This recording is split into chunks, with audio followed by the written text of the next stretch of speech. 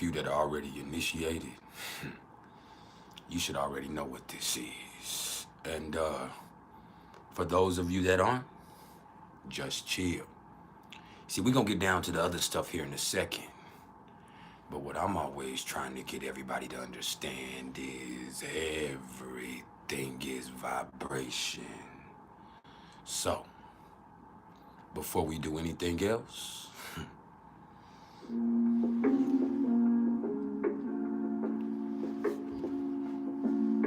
just vibe.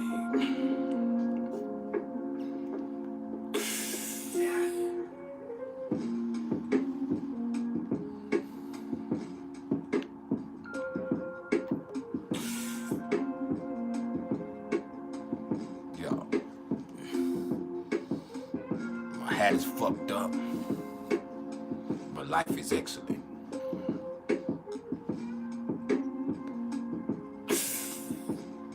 Just let it hit you.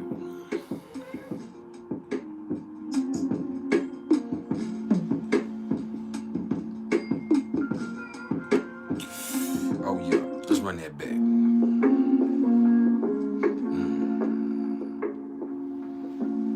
Everything is vibration.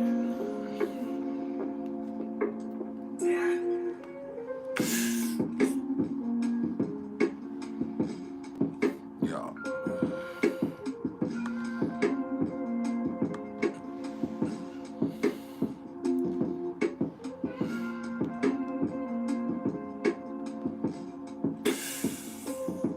Just like that.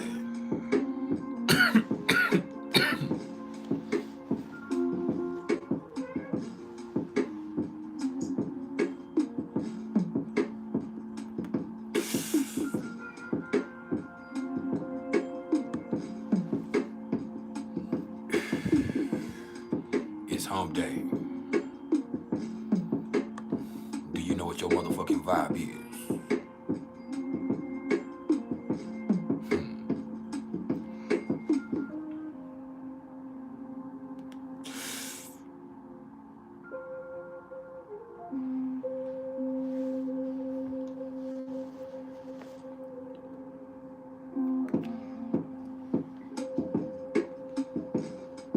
Yeah. Let's zone out.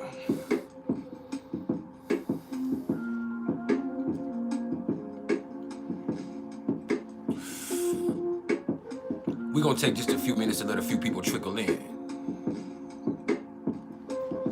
And then we're gonna get down to the nitty-gritty. And today, it's hump day. Ain't much changed cosmically since yesterday, so I'm gonna quickly touch on the transits. But after that, I'm gonna open the floor up for questions. And we're gonna be here for a while. So let that vibe get to you.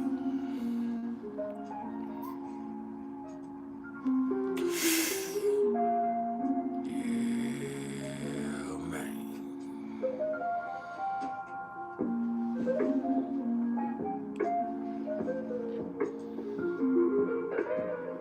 Sonny test.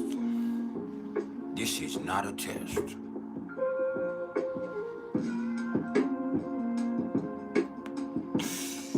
It's that trill shit.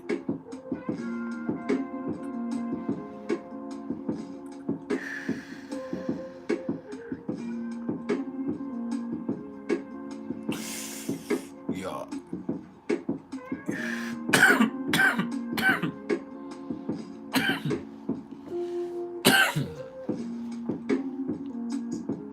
That's the vibe.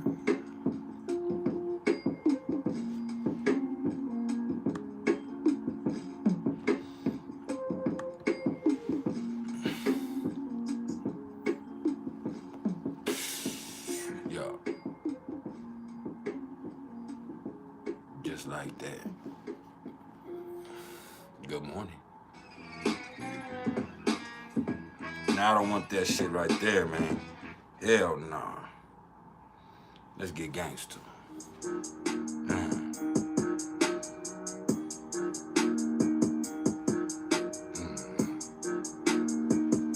If If you haven't smiled yet today, now would be the perfect time to do so. Like right now.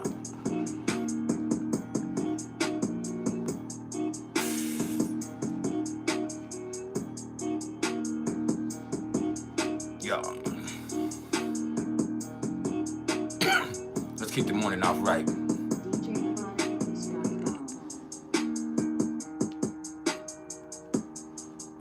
Shout out to my motherfucking nigga, DJ Chronic.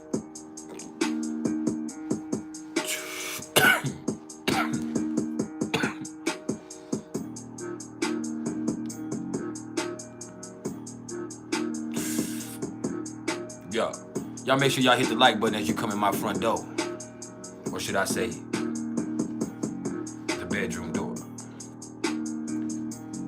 And in doing so, understand this is not about ego. Oh no.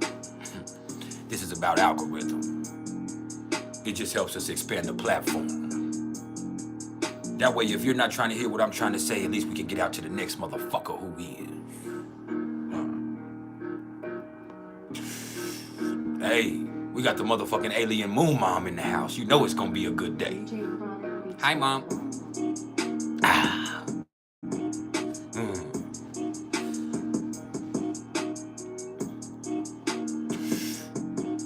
My magic. We in this thing, first thing.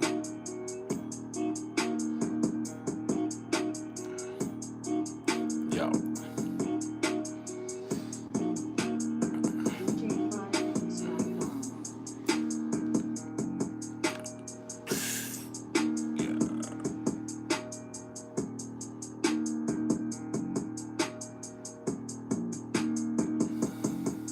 That's my shit.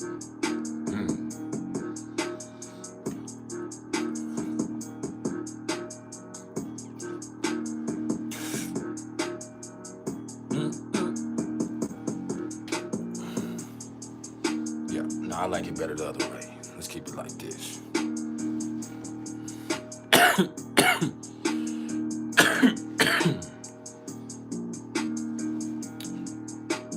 How's everybody else doing this morning? Announce yourself. Who are you and where the fuck are you checking in from? It's 8:20 in Narnia. Do you know what your motherfucking vibe is?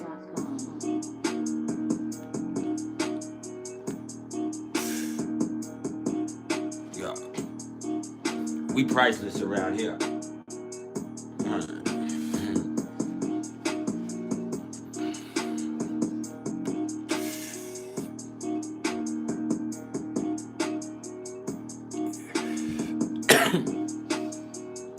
Oh. You finna take to the skies. I'm already there.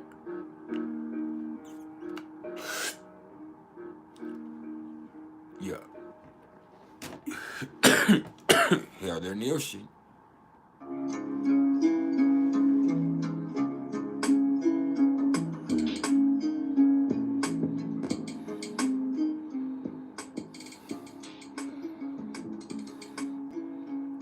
It's fucking with the speed. There we go. Yeah, you right, my boy.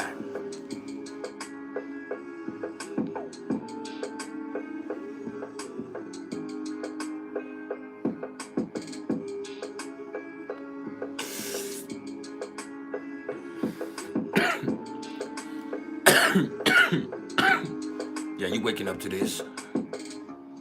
How I'm looking. Bye.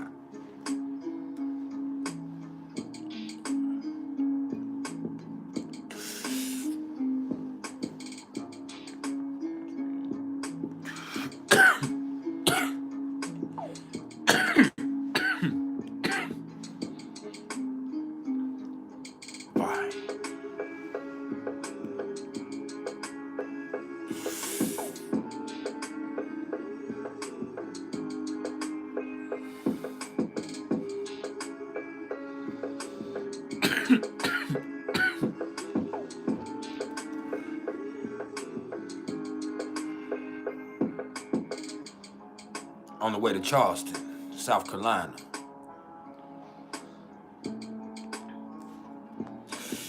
If you see my little brother in South Carolina, tell him he's a bitch. Really, he's my big brother, but he's smaller than me.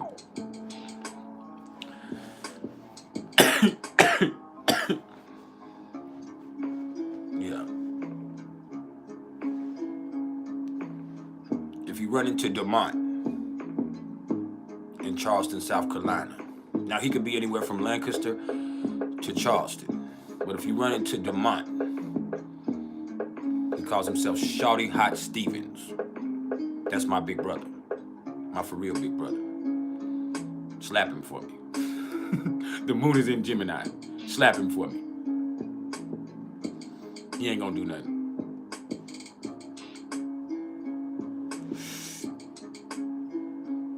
He ain't shit but a micro mini pimp anyway. He ain't about 5 foot even.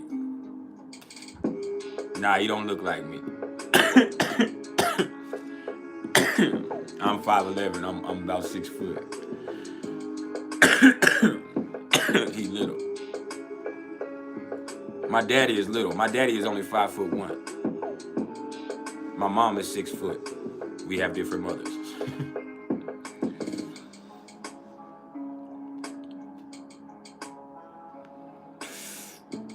And he's not mixed, so he's way darker than me. He has hair too.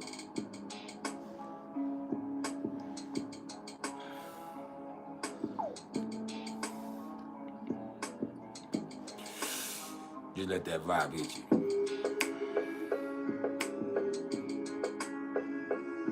Nah, I'm gonna keep it true with you. See, it's Wednesday, so I'm gonna go there. And the moon is in Gemini, and my daddy's a Gemini, so I'm gonna go there. I'm gonna go there real fast just to indulge you, real quick for fun. Just to be honest, just to honor my daddy. When you say BDE, and all of us are grown here, so we should know what that stands for. My daddy takes that to a whole nother level. He ain't shit, but that's his claim to fame, is that hammer that he has. And there's some ways that have, you know, I would rather not speak on, but let's just say that my pops at 5'1", he stands 5'1". Right now he only weighs about 100 pounds, but he used to weigh about 130, 140 when he was, you know, healthy. But his is about as long as that tattoo and about as big as my motherfucking wrist.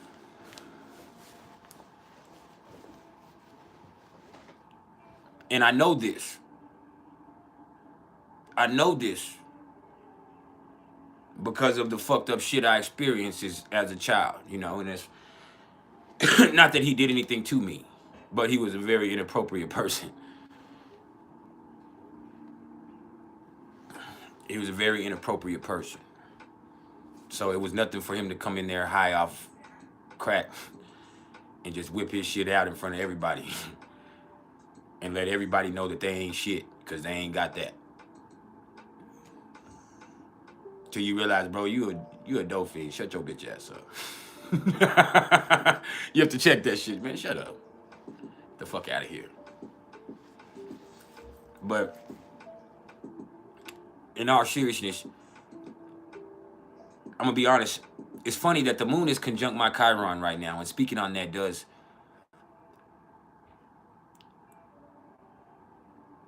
it does help, but it don't feel good. It's not something that I'm proud of. Like, I play about it, but that's the only way that I'm able to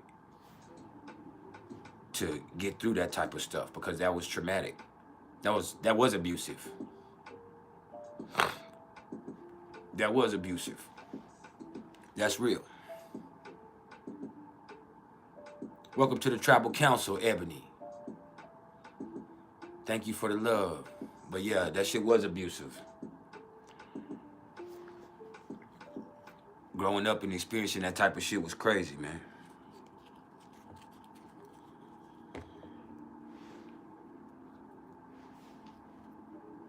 But I also know that because when I say that's that man's claim to flame, that's that man's claim to fame for real. Let me fix this hat. Hold on. There we go. Because I remember I used to be like 14, 15 years old, right? And I would go to the little park where all the gangsters hung out at in my town. And so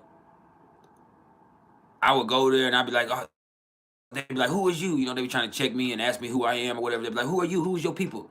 And I'd be like, man, I'm Jesse's son. And they'd be like, Jesse? And I'd be like, yeah, you know, little Jesse Turner. They'd be like, Big Dick Jesse. And I'd be like, yeah. And they'd be like, man, your daddy is a fool. Man, let me tell you, man, I remember one time your daddy.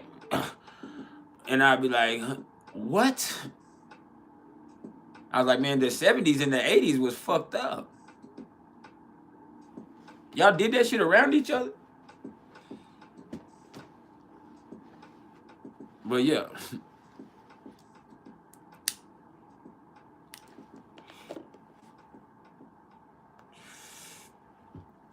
Shit used to be crazy. What a way to start off a live. But it's hump day. So we gonna keep it jumping. And the moon is in Gemini. So we gonna talk about it.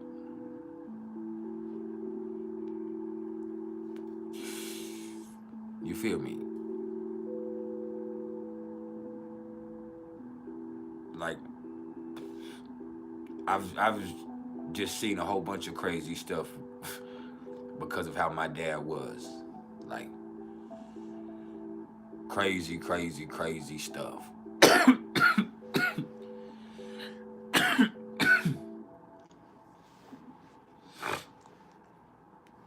It's fucked up. Now back to the vibe. I like that right there.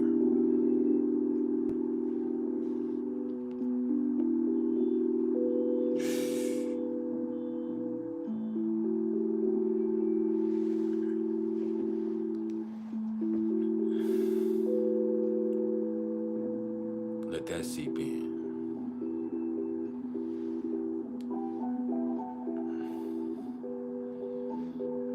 See, the moon is also sextile to Chiron for these next few hours. So it's the perfect time to talk about our issues.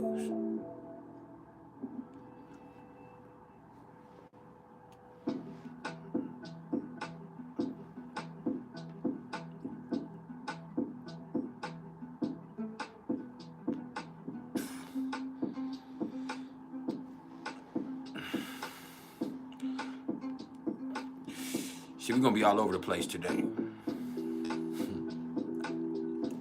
We got the sun at 11 degrees of Libra.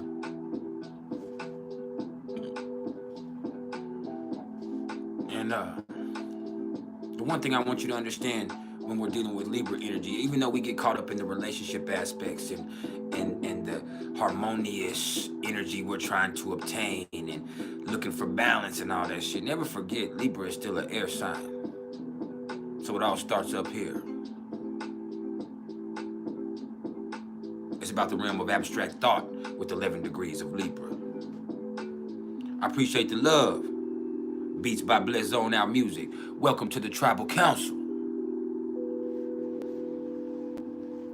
You are now a member of the elite. But see, let me hush. I appreciate the love, man. Now, give me a drink of water.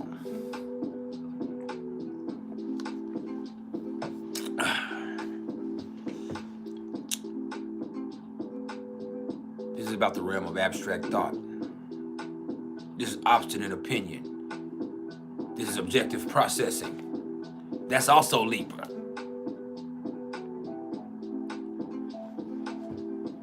It's about making the right decision and sticking to it. Can you do that?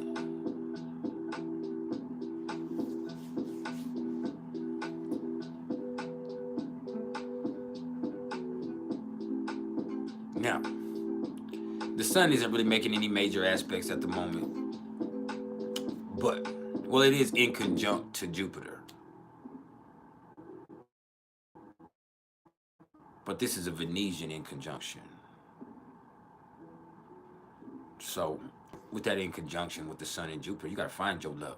You got to make it. Now,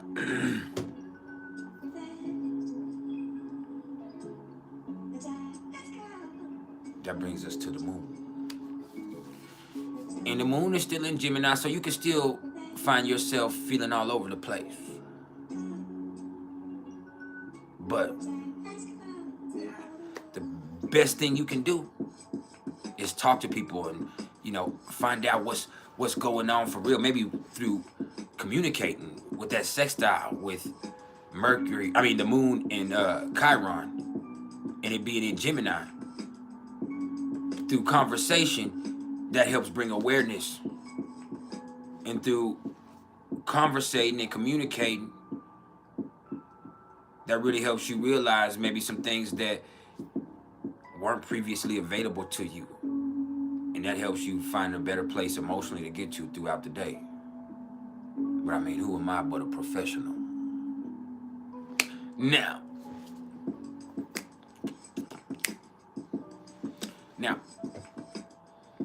let's talk about Mercury, because we're going to do this quick. We already talked about all this shit yesterday. Mercury's at 29 degrees of Virgo. Now, that is important. We are at that energetic degree.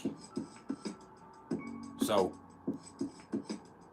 throughout the rest of the day, it's just important that you stay on point. Stay on point. And then when we get to Libra, we'll talk about that later. Just stay on point. That's all you can do, but don't get stuck. Don't let the details be the devil for you.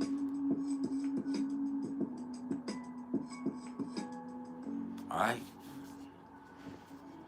Now,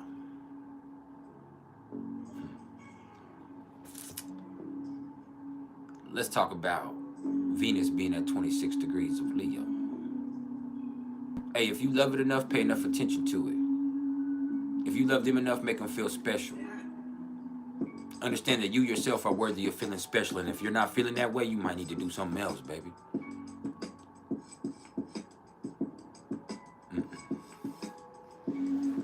It's not about pride. It's about confidence. Now,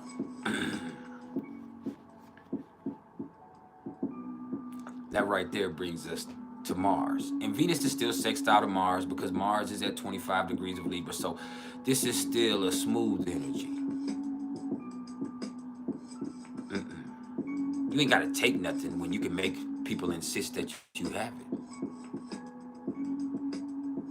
Some of y'all will never know that skill.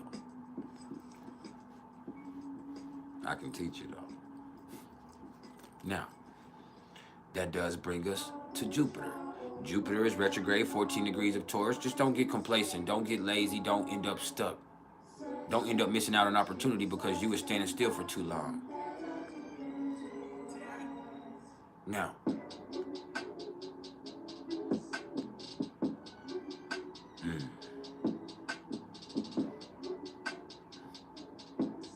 yeah, y'all make sure y'all hit that motherfucking like button. All right. With Saturn, though, Saturn is retrograde at 1 degrees of Pisces. And just understand, you can't stop life from doing what life does. What you got to do is process things in a healthy way.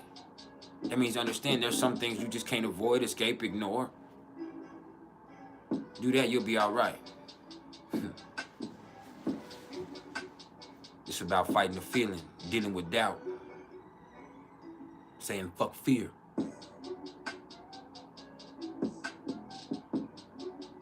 Yeah.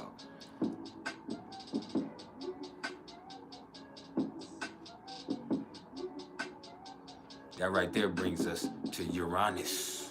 Uranus is at 22 degrees of Taurus. So, hey, there's no way you're going to be able to get comfortable with the way things are. So what you have to do is find a stable, secure place for you to operate from. And that's not an external place. That's an internal place. That's open-minded and adaptable to any situation. But in order for you to know where you're at, you got to take inventory of what you have. Do that. Young God, that thumbnail's a trip. That's my son.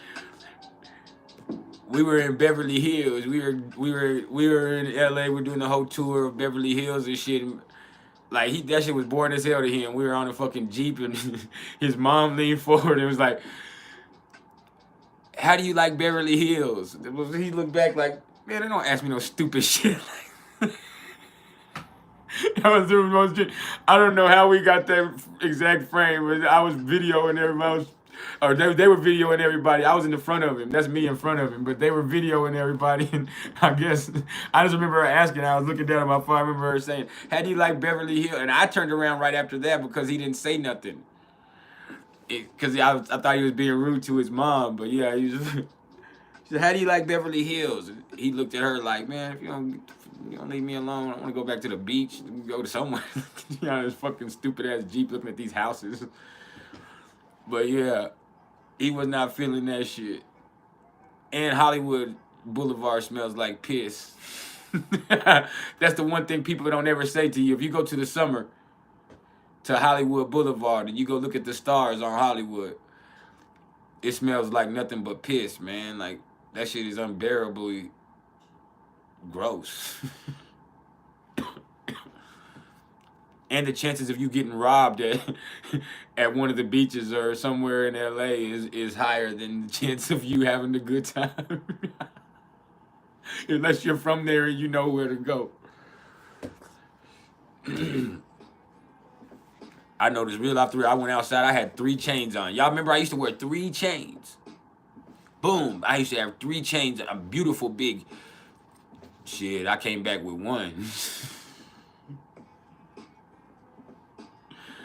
Like, LA is like that, man. LA is like that. And the problem is, if you grew up in the culture I grew up in, the places you heard about are all the most dangerous places. Like, you don't know the places to go that are safe and fun and great for children. The places you heard about is dangerous than a motherfucker. Like, and the places you can afford are more dangerous.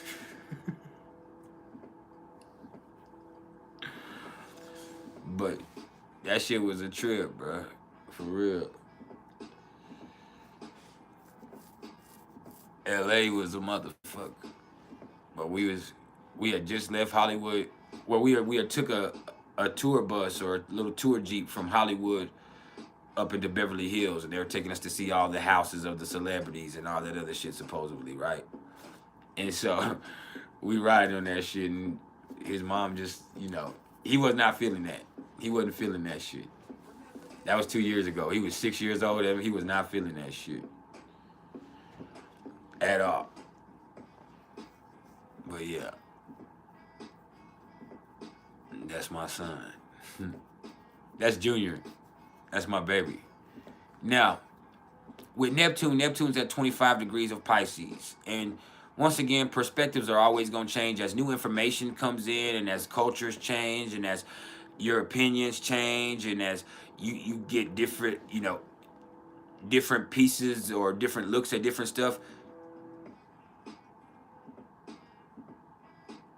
Your perspective is always going to change. But you have to keep the same point of perception, which is somewhere inside of yourself. That way you're not confused by external things. You do have a purpose. You do have an inner compass. You just have to choose to employ it. Now, that does bring us to Pluto. Pluto's at 27 degrees of Capricorn. And I almost forgot, Mars is coming into this square with Pluto. And it's funny, I told y'all that there was going to be some secret shit going on or some behind-the-scenes shit going on and the government people to watch out and all this other shit, right? I did say that. Y'all remember that, right? And I also heard another astrologer speak on that just today. His name is Steve Judd. He's a British guy, but he's an awesome astrologer in his own right. But just like that, today in the United States, the Speaker of the House got ousted by his own house. by his own party, too. Like, 8 members of his own party was like, nah, bro, you gotta go. And there hasn't been a lot of information that's come out as to why yet. I'm sure we'll find out more. But all of a sudden, and that's something that's unprecedented.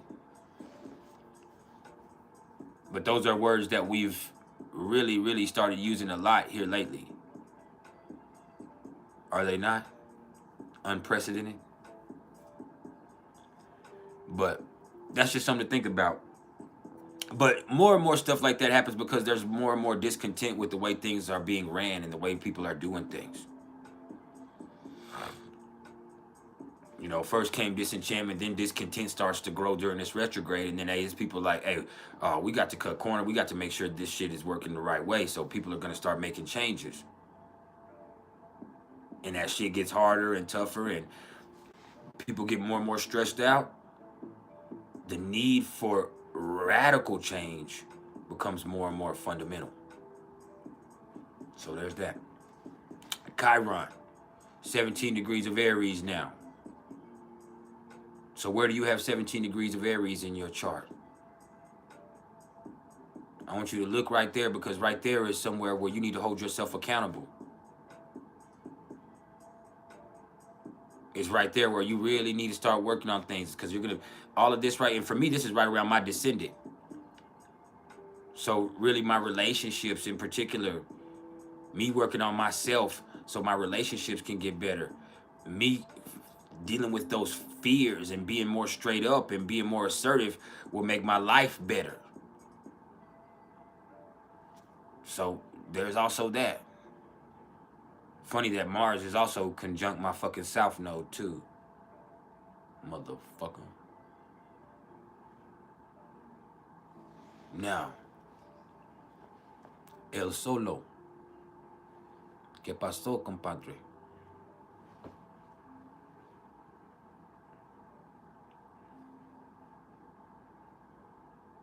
¿Qué rollo, pollo?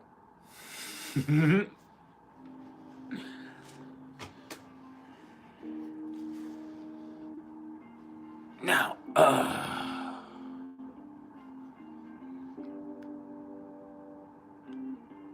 that brings us to the Black Moon Lilith, which is at 0 degrees of Virgo. So don't fuck up.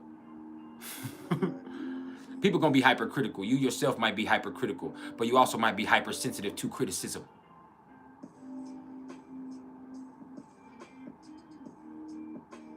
This is where motherfuckers get nitpicky. So you could be in a situation at work or at home or anywhere where it feels like a motherfucker's picking you apart, and that doesn't bring out the best feeling inside of yourself, and it doesn't bring out a really healthy response either. But the reason you have to really look at that is because it means you're not on point. If motherfuckers picking you apart, if you're having an issue, it's because your ass ain't on point. Maybe you need to make an adjustment to get so, or to be so. I don't think you heard me though. Now,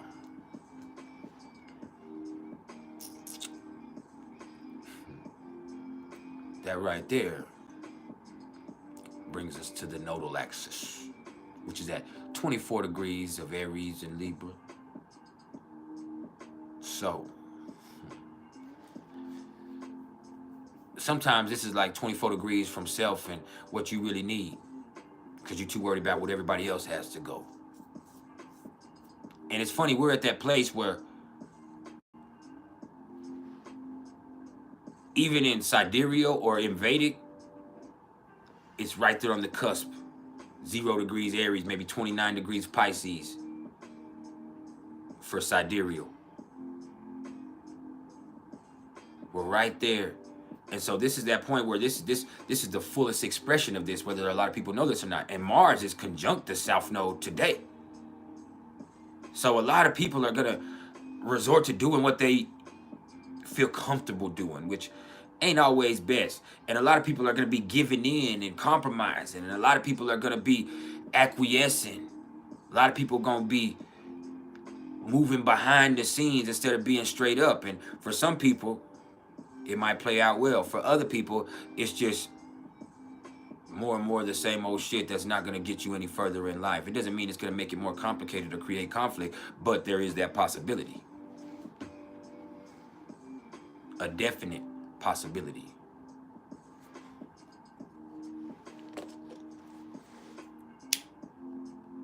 Yeah.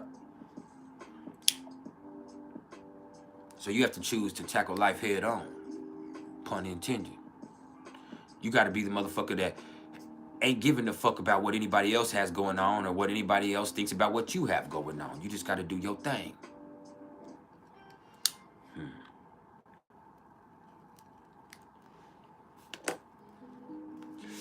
I know I am. Now, the numerology of the day is a 3.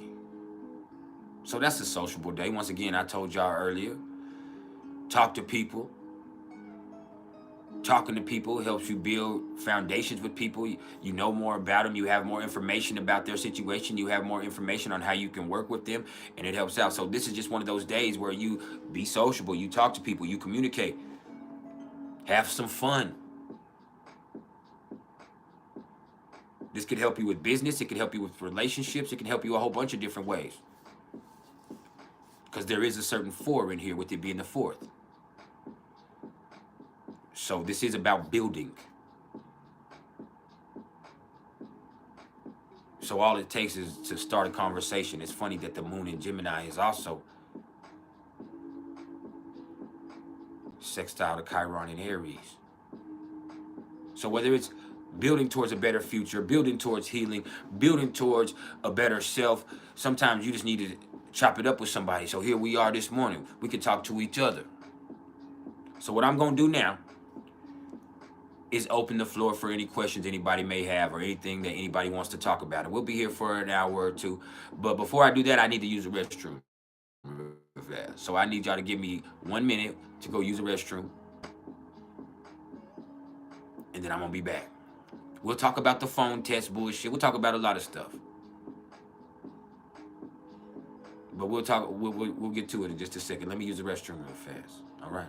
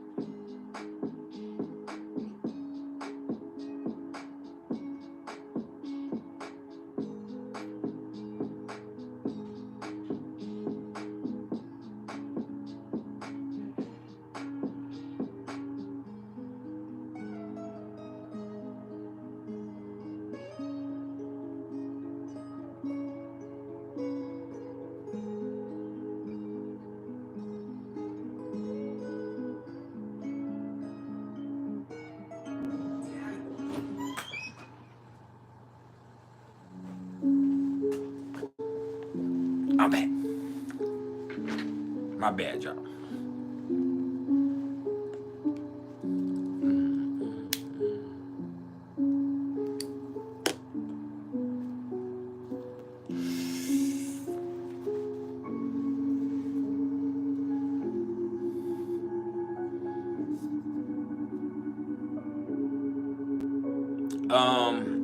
Yeah, I would think that that's also preparing us for them to need to test everyone's phone and make a national alert. It's also to prepare American people for an attack that could be impending or something coming up. I hate to be the one to instill fear, but instead of instilling fear, it's just bringing awareness. And if it's not that, it also has to do with pinging people, finding out who you are and where you are. And in the prison system, it's going to get a lot of people in trouble. Anybody that wasn't able to see the news, or anybody that didn't catch this and wasn't warned, and they have those illegal cell phones in there, like, they're finna get popped. But there's a lot going. It's something going on behind the scenes, which I told y'all that was gonna happen. And it's funny that it's happening when the moon is in Gemini also. But yeah, Mars on the South Node, Mars square to Pluto, they're on some sneaky shit.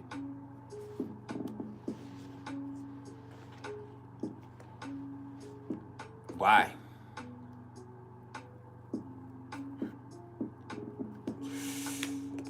There's no way of knowing why, but I mean, you can speculate all types of different stuff. Excuse me. Something really is going down. Doesn't have to mean today or tomorrow or next. It just, for them to want to test their capabilities of doing something like that, they have to have reasoning behind that.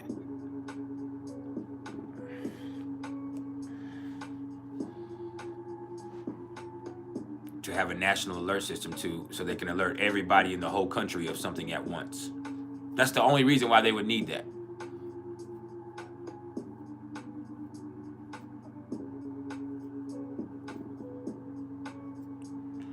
I wouldn't even worry. The nuclear stuff is something, but they have all kind. They don't have to do something that's too blatant. And I don't want to, like I said, I don't want to be the one to sit here and fearmonger, but that's too blatant. But as far as the United States goes, when they had the whole fiasco with the spy balloon that flew over the whole country before they shot it down, and everybody saw it. When they had this, like, they don't do that for nothing either, whoever did that. They say it was China, but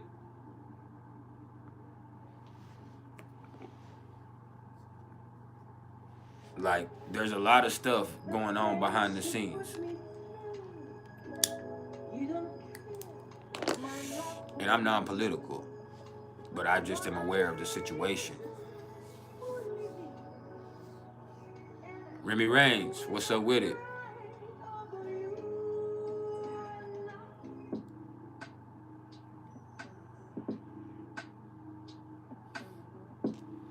But yeah, the floor is open for any questions anybody might have about that chart or anything else. Generation 3 meaning. I don't know what you mean by Generation 3. I've never heard that term used. Where did you hear that at?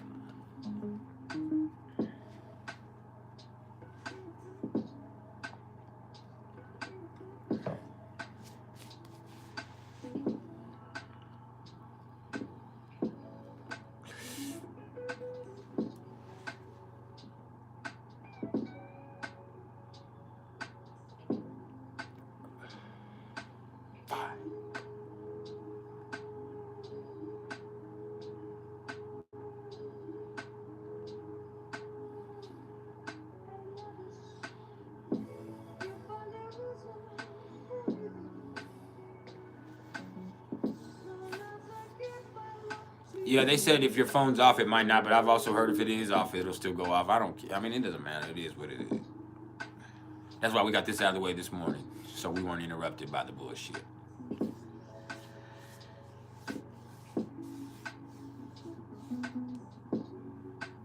You cannot turn off the emergency alerts in your settings with this. It's new. They would not be doing it. Factory reset, no, they're gonna hit you. They're gonna alert your phone. Whether your phone is working or not working, they're gonna hit that phone.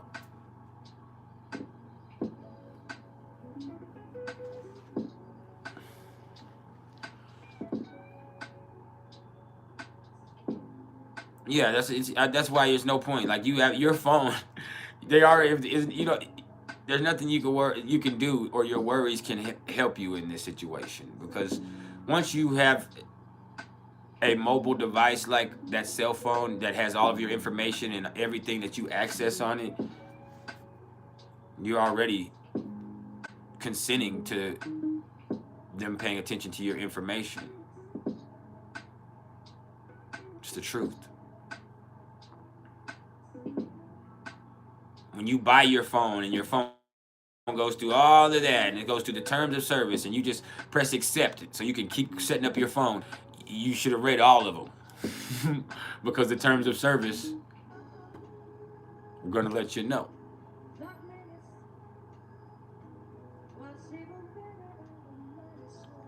Dejan Esturtis. I've also never heard of attitude. Like, those are new numerology terms you keep saying. I've never heard of that either. Like, as a numerologist,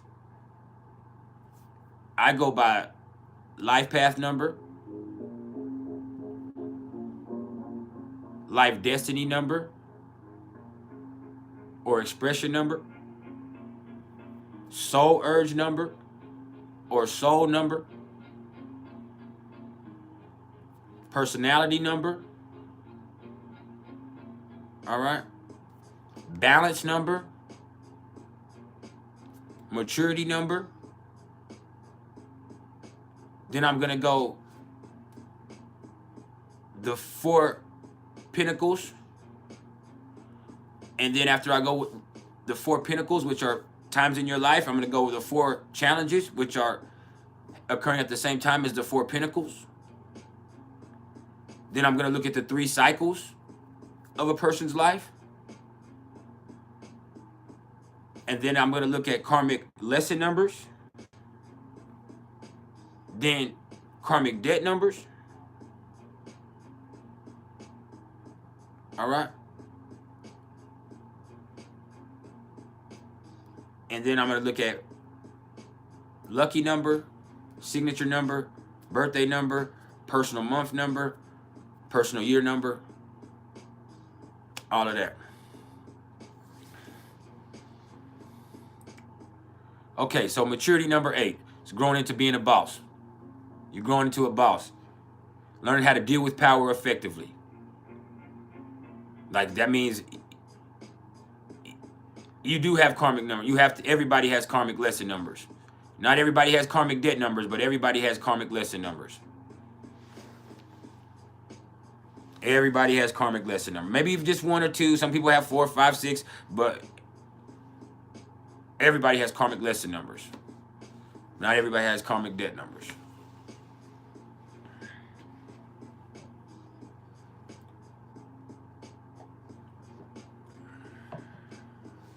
For real.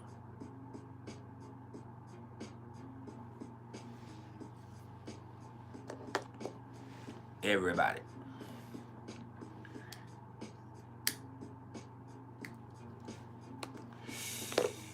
Now, a maturity number 8, just, you're about learning how to deal with power effectively. You're going to be given a lot. You're going to be in charge of a lot, but you have to learn how to do that without being tyrannical or dictatorial towards people. And you have to learn how to deal with a lot because you're going to have a lot.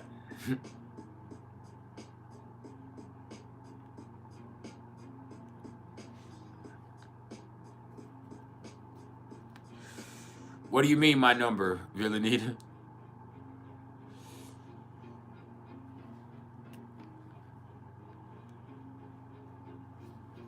I'm a life path 11. My expression number, or my life destiny number, which is the same thing, expression or life destiny number, is a 3. My soul or soul urge number is a 1. I mean, it's a 11. Pardon me. My personality number is a 1. So life path 11/2.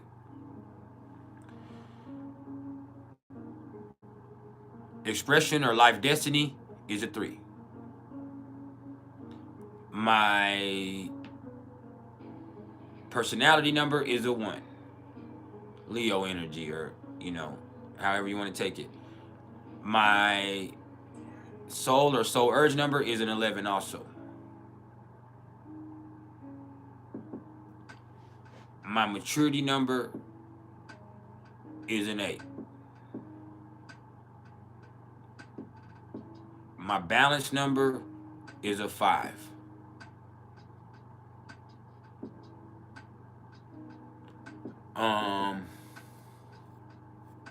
What else did I have?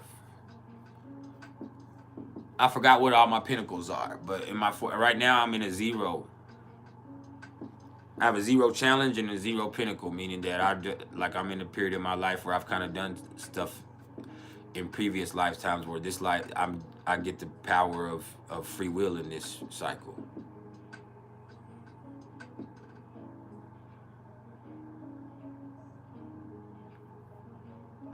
Alien Moon Mom, you said you're hoping to connect with a healthy, loving relationship, but any advice when Saturn and Aries goes through your 7th? I think it would be better to do that now. And I wouldn't let anything stop you either way. I would, even though Saturn is going through Aries in your 7th, I would, like, there's no perfect time to do that, because that might make it more complicated. I think right now is the best time for you to start dating and getting out there and enjoying that a little bit, especially as Pluto will slowly start going into your 5th house. So, Kathy, you need to be open to meeting people at the very least right now. Don't try to time your life off astrology. Don't do that to yourself. I understand that it's a great tool, but don't do that.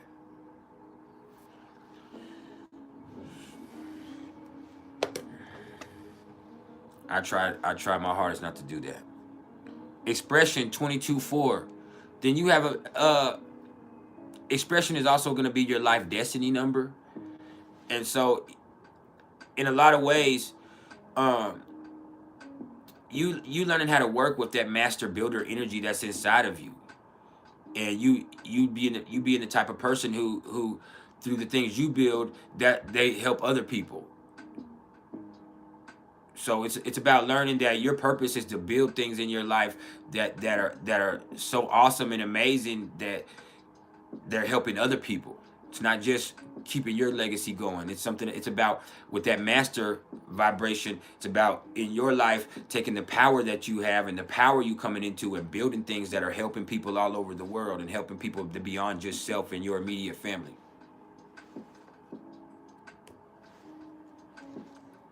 So yeah.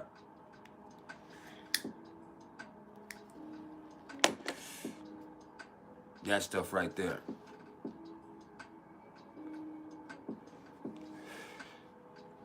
Now, Villanita, you said, what if numerology and natal are different? They are. There might be some things that have similarities, but they're not going to exactly correlate. Tina Clara Marie, you said karmic lesson 6 and 8. Karmic lesson 6 denotes an inability to commit. And even if you do get in a relationship, it's really in your nature to hold back any true commitment for that person or that relationship. Like, it's hard for you to really commit to people. So that means that you might, especially when you were younger, be somebody who might not have been the most reliable in relationships.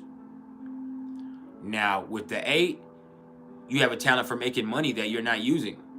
With that 8, you could be making a lot of money, but you're not using those talents that could do that for you. Whether it's from laziness or lack of self-esteem or fear or whatever, you're not honing those talents that could really be making you a lot of money.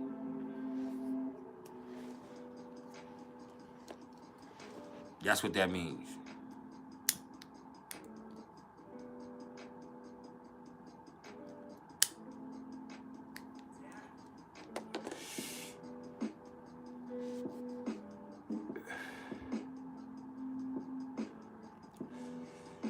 Young God, you said, what does the sun midpoint mean in the natal chart? You have yours in the 5th. Let me do a whole video on midpoints, bro. I mean, I can answer your question about it being in the 5th, but that's a whole discussion that I don't have the time. But if we get into midpoints, like, we'll be here answering midpoints all day. And I think that's worth a whole video. I'm glad you. That's something I forgot about. As far as me speaking, and that's one of the most important things to deal with in astrology. So we'll talk about midpoints here soon. But yeah, having it in the fifth, you know, having all that shit come out in your creativity and in your in your self confidence, you know, finding a way to make your moon placement play out in your creativity and your self confidence is gonna be big for you, and that also might be the natural way it plays out. See, there everybody goes. That's why I don't want to get into that whole conversation yet. let me do a whole video on it so everybody knows. Because I'm not gonna sit here and answer questions all day about it. Once you get into those layers, that's what's beautiful about astrology is once you peel back another layer of that onion, like people want to know what's going on with it. It's like it's a whole like what is that? What's that? Then they all go start trying to figure out what theirs is, and then that's why I'm like that with certain astrologies. I'll be like, hey, look. I mean, not astrology, asteroids. I'll be like, hey, look, we're not going to do it like that yet. But yeah, midpoints are very important in their own way. For real. Let me send this text back real fast.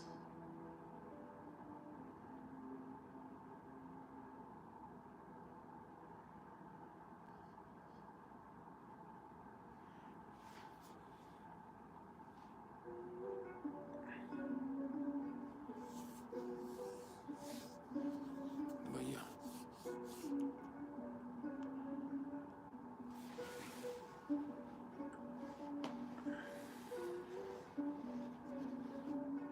Motherfucking midpoints. Yes, I love Vedic astrology. Basically, without going into what midpoints mean between each individual, because that's what I don't want to do, between each thing. As far as from a technical perspective, a midpoint is just like a mathematical point halfway between two stellar bodies that can tell an interpretive picture on its own. All right? Just like it sounds, a midpoint. But, you know, it's just a point halfway between two stellar bodies that midpoint tells a whole interpretive picture by itself. That's why when I looked at it, when he told me, oh, his son, the midpoint with his son is in the fifth, that just means that his confidence and his ego and his growth are gonna play out through his creativity and you know, through him having fun and him enjoying himself and finding out how he can really enjoy life is gonna help him bring out the best parts of himself. But there's so much more to it.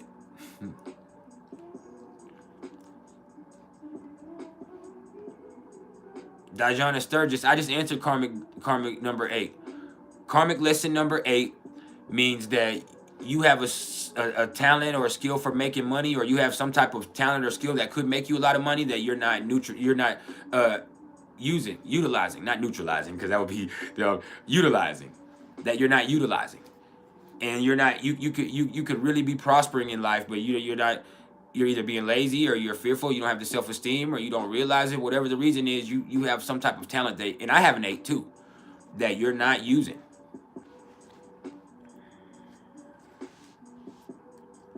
Now,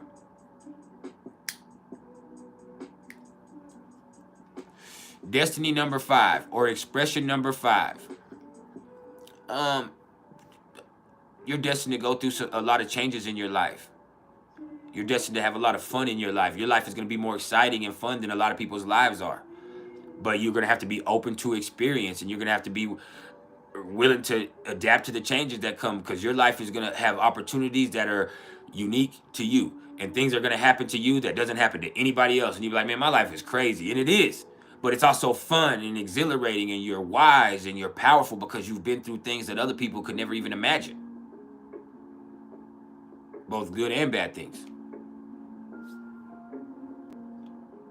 I don't think you heard me though.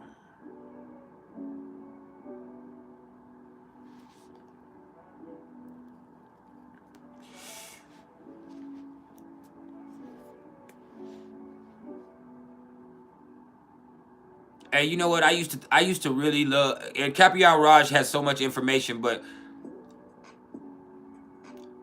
some stuff there's other Vedic people that I would listen to also. There's a lady named Vedic Oracle who she really has an awesome way that she explains things. And I'm not taking anything away from Capial Raj is the standard. KRS channel is the standard in Vedic astrology here on YouTube. But sometimes because he puts out so much content, it's basic. It's fucking basic. Because he can only say so much in that amount of time. And sometimes they're able to go in on a certain placement or a certain nakshatra or a certain realm of understanding with Vedic that really opens it up. Even Vic Dakara. Vic Dakara, with his ways of incorporating both Western and Vedic, is beautiful. He has a really awesome understanding of the different ways to understand Vedic also. See, with Vedic astrology, you can't just worry about the placement. You can't just interpret a placement, because just beyond the placement, which is the energy of the sign and the house and the aspects that is being made, in Vedic, you also have to look at the nakshatra and the energy that's involved with that. Now, once you incorporate the nakshatra, that means you're incorporating the deity involved in the energy, or whatever body of energy is also incorporated in that along with that. And then you also have to incorporate the planetary bodies that rule that nakshatra.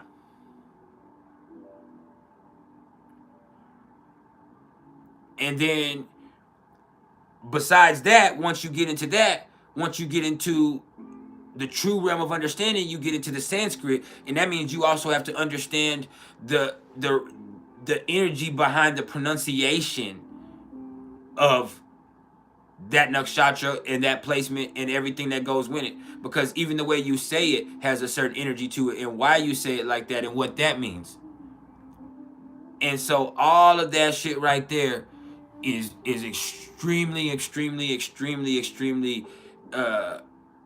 complex. And you have to, a lot of people say they love Vedic or they want to know Vedic, but it's really something that you have to get on the right vibration to know. And if I'm being honest, nakshatras are my favorite part of astrology all the way around. I am a Western astrologer by trade, but being able to incorporate nakshatras is one of the things that helps me have an understanding that goes beyond just that placement, because I can understand what the nakshatra means, because the nakshatra can separate it just from the divide of Western and sidereal astrology. Because once you're looking at the nakshatra, you're looking at the energy of the deity and the energy of that nakshatra. It's not just about the fucking placement, and that brings something else. Like for me, I'm a Pisces moon in Western, and I fit the description of Pisces moon to a T. I don't fit the description to an Aquarius moon, which is what I would be in sidereal. But I do fit the description of Shadabishak nakshatra to the fullest, because the nakshatra, it supersedes everything else.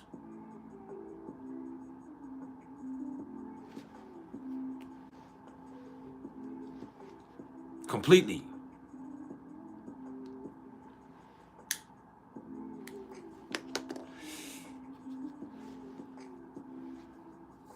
Like that really makes sense. Like,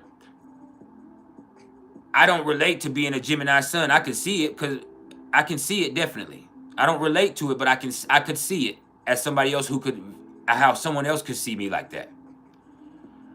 But I do relate to having my sun in Ardra Nakshatra.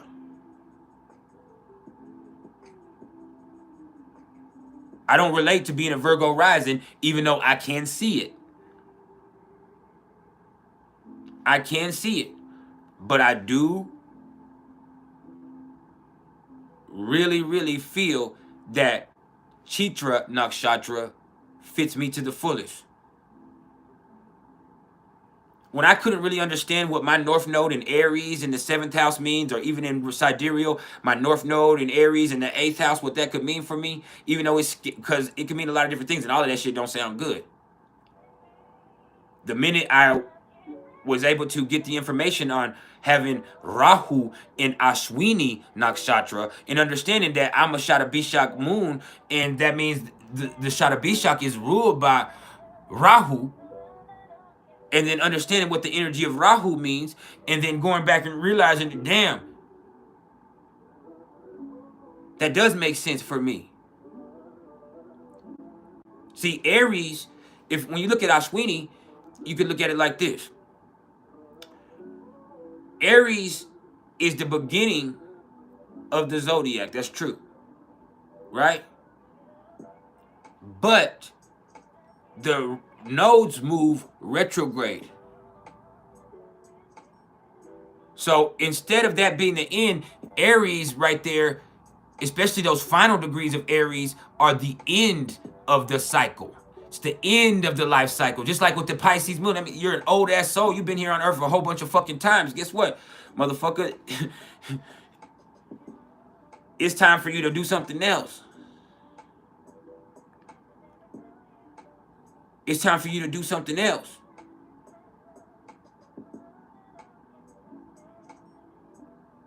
That's why you can feel restless in this life, and just feel like you're rushing, and feel like life is moving too fast for you sometimes. It's even like people like me, where you can have a fear of death because you're like, man, I might not get to come back, and you really want to have fun and enjoy life so much, and you do all this crazy shit in your life, and just like, man, you forget that you know what I mean, because you just want to do it again. You might not get another chance. Trying to hold on to that feeling. You came to Earth as a soul to feel. Even the fucked up shit, to feel.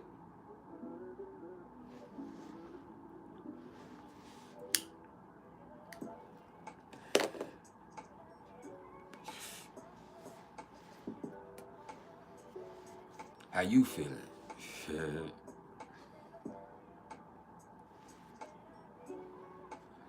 You came to feel, man.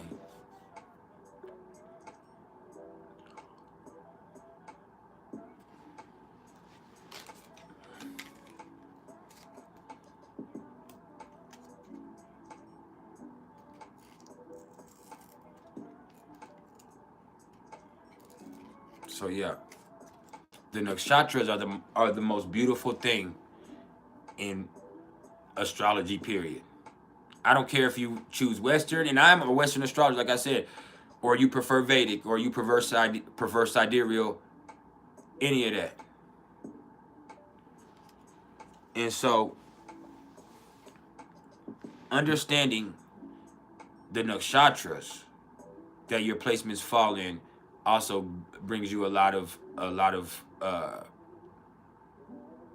confirmation.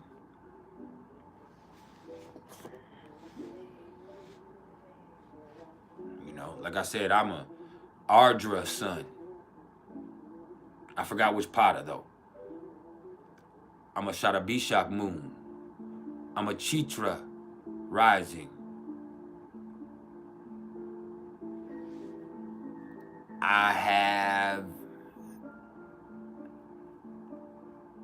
I'm trying to think what my Mercury is in. Oh, my Mercury's in Pushya. My Venus is in Ashlesha.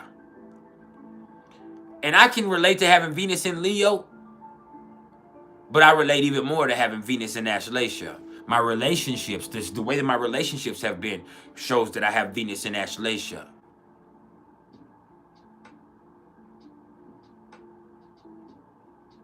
I have Mars in Capricorn in Western astrology, which Mars is exalted in Capricorn, right? But in Vedic, it's Mars in Atura Ashada, which means undefeatable. Undefeatable. So even though it's Sagittarius, in sidereal, that exaltation of it being there still comes into the play as far as in the nakshatra.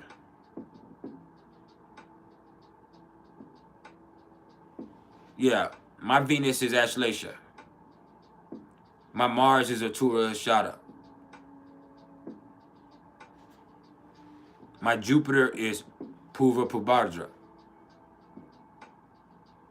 My Saturn is Anhurada.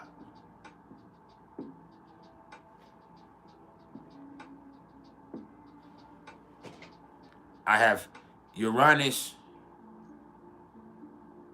in Jasya. I have Neptune in Mula.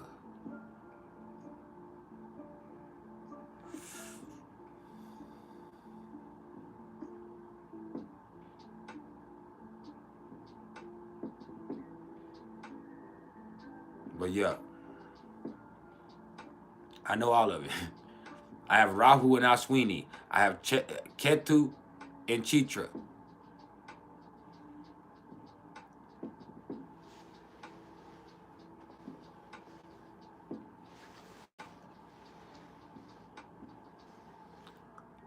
I could teach y'all something.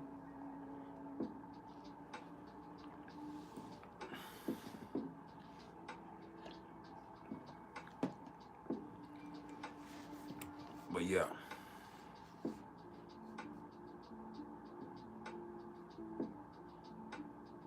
No, I was saying the nakshatra, my Vedic nakshatras. Y'all, this is what I do. But yeah. Really, my ascendant is right on the cusp. It could be either Hastya or Chitra, depending on what. If I was born 1 minute later than it was on my birth certificate, I'm talking about 1 minute, which is probably true. I'm Chitra. If I'm born 1 minute earlier, I'm Hastya. Para 4. Hastya is more Virgo. Chitra is a mix of Virgo and Libra, but it's like a diamond or a gem in the palm of your hand that you hold and you hide. Right? The sun, Rudra. Rudra is the domain of Ardra. Ardra is destruction. So you're a powerful person, but you can self-destruct. Your emotions are so powerful. You lash out. That's Ardra. It's Cancer Gemini type energy, but it's like too much. It's too much emotion where it can get the best of you. Shadabishak moon, that's 100 lovers or 100 healers. Shadabishak is ruled by Varuna. Varuna is the god of the dark sun or the god of the underworld, but he used to be the god of all gods till he was disgraced because he chose someone else other than his brother. He chose sides against his brother, so he was defeated from that and taken from his crown because he doesn't take sides with anybody. He chooses what's right. So when he chose against his brother, they lashed out against him and they took his power from him, and they made, instead of making him the god of all gods, they put him. But he is also the only god that can judge all other gods. He's the only one capable of that because his perspective, it comes from a different place. And you have addiction issues, you have all of that stuff with Shadabishak, but you also have healers. You have geniuses and healers, and you have Martin Luther King and me and Michael Jackson, and you have all these people. And then, you know, not far from that is Puba Pravardra, which in its own way has this Aquarius Pisces energy to it that's so divine in its expression and spiritual in expression. Beyond that, I have Mercury in Pusha, which is Cancer. And I mean, my Mercury is at 0 degrees of Leo, but I am an emotional person in the way that I speak. So yeah, there's a lot to that. I have Venus in Ashleisha, and Venus in Ashleisha is I'm a passionate person, but I'm attracted to dangerous women. That's what Venus in Ashleisha means. I'm attracted to women that are dangerous. I like boss females, and I like females that'll kill you. And I mean that's true. And I'm a Libra rising, so my 7th house is ruled by Aries. I do have Venus in Leo, but I do have Aries ruling my 7th house. And I have had a whole bunch of crazy ass relationships. Now, beyond that, you have to look at Mars. Mars is a Tura Ashada. A Tura Ashada is an elephant. An elephant is big. It's the strongest thing in the jungle. It can't be defeated. You ride on an elephant's back into battle and no one can touch you. That's a Tura Ashada. Jupiter and Pura Prabhadra, that just means I have a lot of spiritual gifts. I have an innate musical talent. I'm connected to the divine.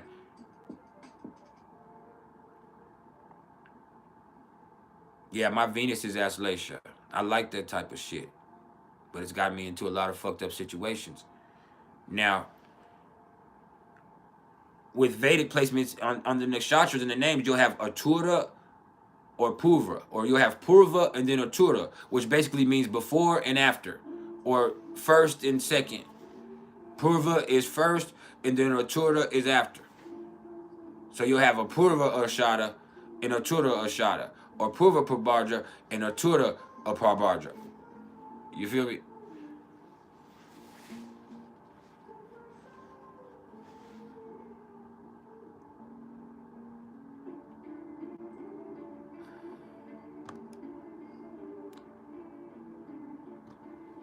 But yeah.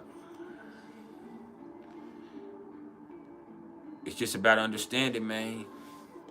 All of that. If you have to, you just have to find a way to incorporate that into your knowledge of self. I'm gonna do a series on nakshatras. I'm not gonna do anything else Vedic because I'm not a Vedic astrologer. I used to want to be and I tried to be, but that's not for me. I can't make predictions like that. I don't like doing it.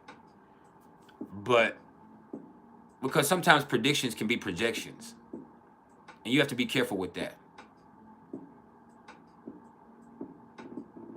Because if you're having a hard time in life and you're seeing things from a dark perspective as an astrologer,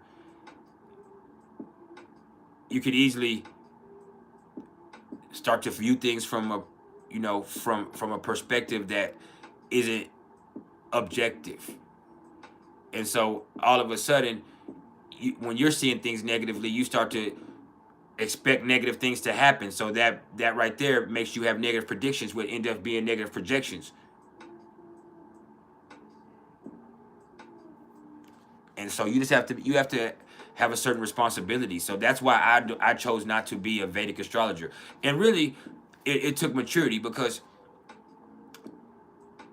the only reason why I even was so into Vedic at first was because I thought it would make me different or smarter than everybody else. And that's what a lot of people do. Is they'll say, "Oh, I study Vedic," and they're just saying that because they're like trying to rub some shit in you. Like they're trying to say that to make you not question their knowledge. Like they're trying to say, "I'm so smart in astrology. I'm so knowledgeable. I study Vedic," and most of them don't really. They know their sidereal placements. They don't understand Vedic is a whole different realm of understanding. Knowing your sidereal placements is knowing your sidereal placements, which is a perspective of astrology. Vedic is a practice. See, there's perspective, there's practice. Even with religions, you can study a religion without practicing that religion. I've studied Islam. I have studied Hinduism. I've studied Taoism. I've studied Stoicism. I've studied 5%ers, which is really another realm of Islamic understanding in its own way. But I've only practiced Christianity at one point, which I no longer practice any religion. I practice mysticism.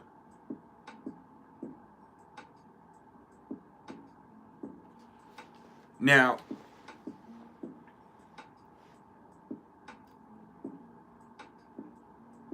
I forgot what I was going to say.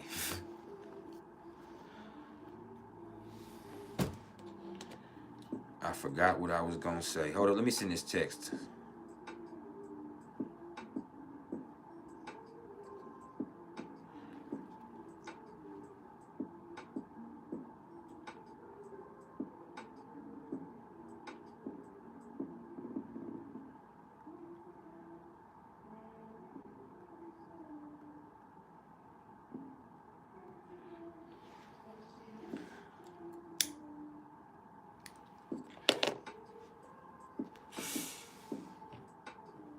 yeah. Sorry for going all into the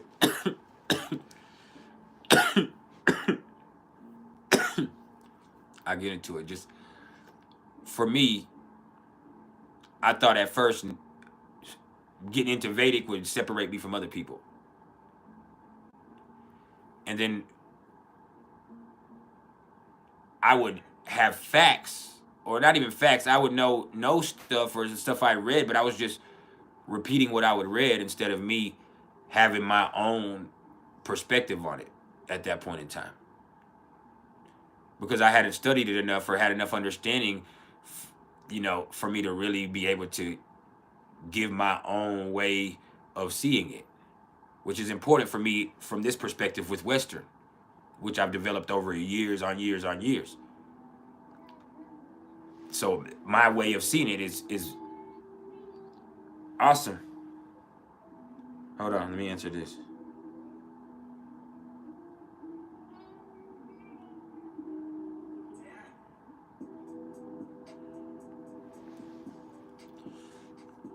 But anyway, back to what I was saying. I just didn't I didn't take the time to understand it. I just repeated what I'd read, which I read a lot. I'm an avid reader. And so I would study it, I would read these things, but I just didn't take the time for me to really understand it in a way. So I was just not on that vibration to where with Western I took the time to develop an understanding. So once I got more of an understanding of Western, then that once again made me want to go back and say, hey, you know what? I was wrong with the way I was approaching Vedic. And so I need to find a fundamental starting place for me to really understand it and get on that vibration. Because I felt there was so much there as far as the complexities of Vedic that Western doesn't offer. So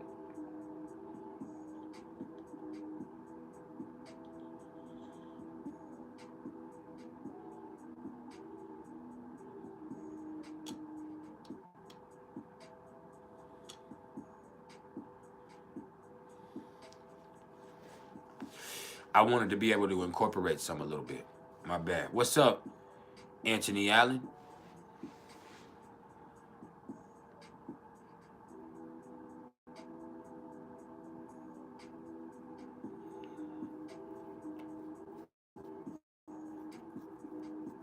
When it comes to the galactic center, the supergalactic, and the shapely attractor, let me just put it like this.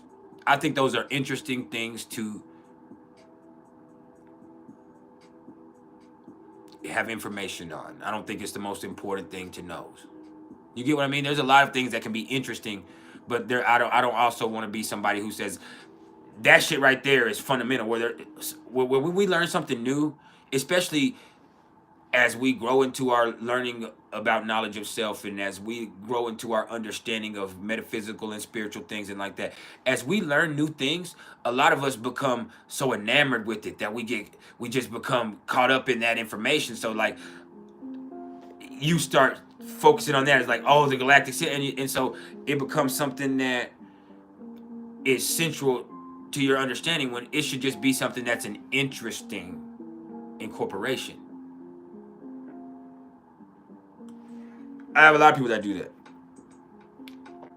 Like when I do a chart reading, I cover the declinations, which some astrologers do, but not every astrologer ever speaks on the declinations, which is the parallels and the contra parallels. And so once you get into that, people are like, whoa. And then there's just so much. Even when people learn about Vedic at first, like it is, like people they'll learn about. Oh, they're like, but I just learned about Vedic. Did you know about Vedic? And then it's like, oh, I'm into Vedic. And it's like, okay. Just because you learn something new doesn't mean it's more important than everything else you've already learned. It just means you learned something new, and it's okay to become enamored with that and to become inspired by that. But there's certain stuff that are not the biggest parts of the chart.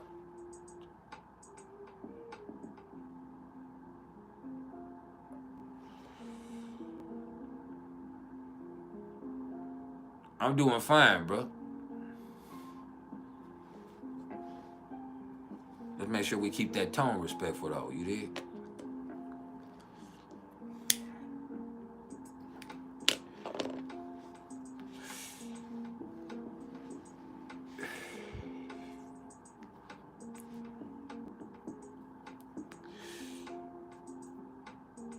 Now, does anybody have any questions while we're here? Ebony, you said your Vedic chart changes a lot like mine does. You go from a Cancer sun, Pisces rising, Aries moon, to an Aquarius rising, Gemini sun, Pisces moon. That's completely understandable. I think all of my placements, except my North Node, change signs because I don't have anything over 24 or 25 degrees in my chart other than my North Node and my South Node. Those are the highest degree placements in my chart, which are at 27 degrees. But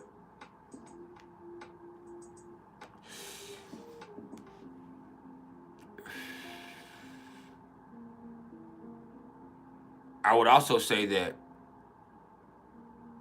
what's up, Star Love Astrology Company? I would also say that my draconic chart, which some believe is the chart of your soul, right? My draconic chart is also pretty much exactly conjunct my sidereal chart. And I don't know very many people's charts who play out like that, but mine is, which that's interesting to me. So that caused me to pay a lot more attention to my sidereal placements or my Vedic placements, because that does add a certain levity to them. That does make me think, okay, there's some karmic implications with the understanding of these. And then that's why I could say I don't necessarily relate to all of those sidereal placements, but I do see them. I can see them in myself. I could see how other people could see them in me. I could see how that could be one way that I could be. Like, y'all could definitely see that I'm a Cancer sun, Pisces moon, and Libra rising. But it wouldn't also be hard to picture me as a Gemini sun, Aquarius moon with Virgo rising either. I mean, it's just that's the truth.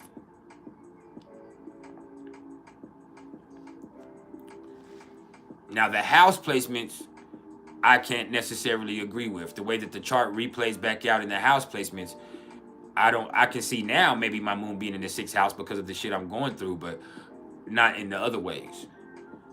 My sun is in the 10th house in Gemini, which that's cool, but I can see that because of what I do now, but not in my character. My moon being in the 6th house in Aquarius, that's something that I wouldn't necessarily relate to either, because I am distant, but I'm very emotionally expressive. Definitely not detached.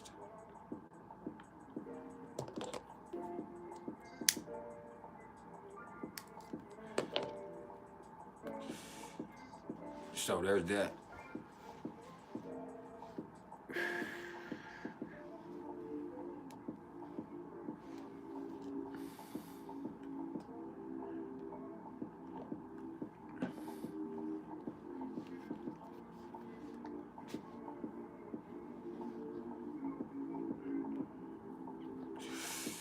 Yeah.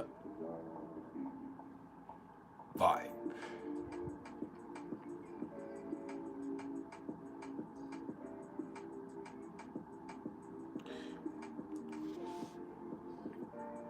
Look, I think when it comes to predictions and like the energetic evolution that you go through in life, I think you should really pay attention to your sidereal and your Vedic astrology. But when it comes to your personality traits and your character flaws, I would say Western is pretty on point. A lot of people just ain't comfortable with looking at that. But they're both awesome in their own way. And when it comes to whole house or whole sign and equal house, and PrIcElEs, the truth of the matter is, whole sign just looks easier. It's just easier to understand. It doesn't make it more accurate. It's just easier to understand. And if you talk to somebody who prefers, and some of y'all do, there's nothing wrong with that. But if you want, when it breaks down to it, when it boils down to it, I mean, and you break them down long enough, that's what they'll end up saying. They'll finally be like, you know what? It's just easier. Like, it just makes more sense. It's just easier to understand. Okay. But it's not the natural flowing of things, because ultimately you would end up forcing something to be where it isn't naturally.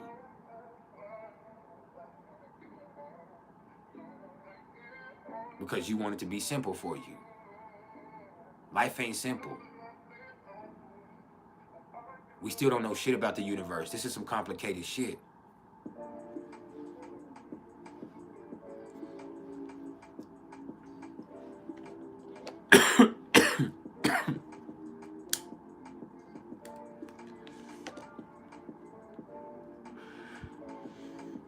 Hold up. Let me fix this.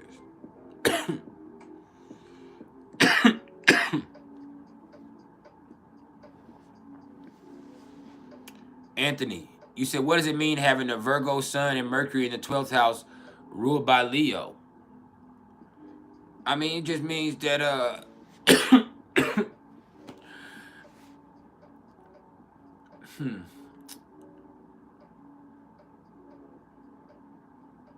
you come across very nice and very confident, but you're really also hypercritical of yourself and other people. And you're sociable, but you don't really fuck with everybody, and you'd rather not let everybody close to you. That's what it means. It means you're cordial to keep anybody from really getting close. And you keep it cool because that's how you're supposed to be. So yeah.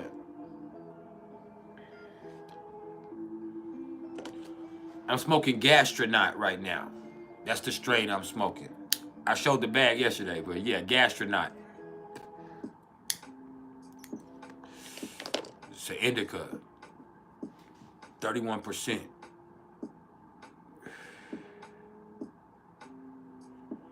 Yeah. It's gas.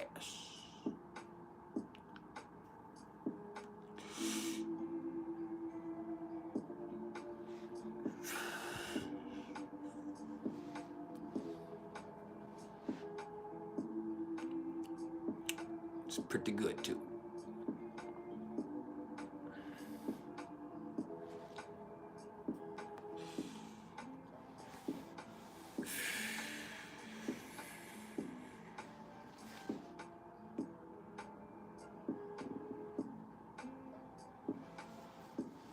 Just let that vibe seep in.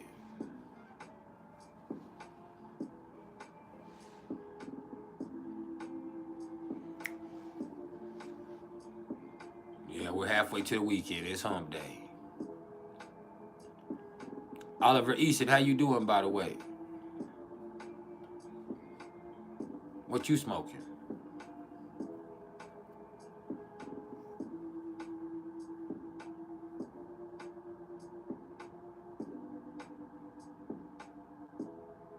It had me on my ass right now. Speaking of which, I need to let my dog out real fast. Y'all hold up real fast. I'm sorry, I'll be back in 1 minute. I know y'all don't go nowhere. I'll be right back. I gotta let my... Don't be mean to me because I'm being good to my pet.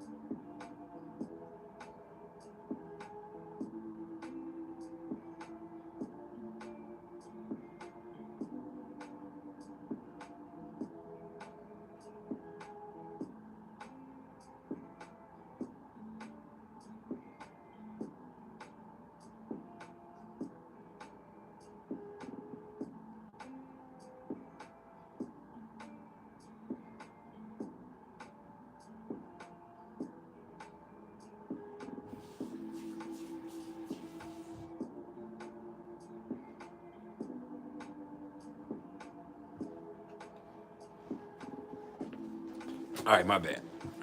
We back.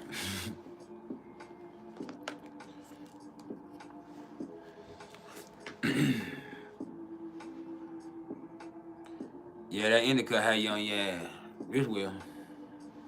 This damn sure will.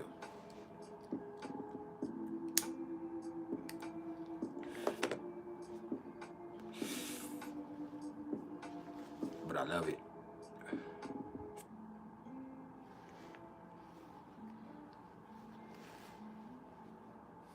Yeah. How you feeling?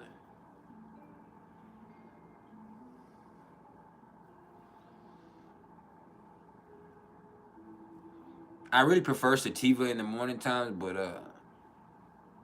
that just wasn't available at the moment.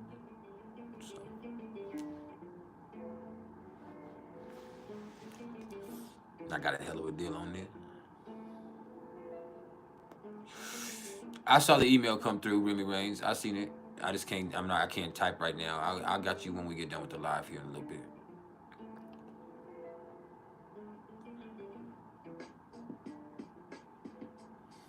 But yeah, I saw it come through on the screen right here. The wise Wizard of Oz sees all things.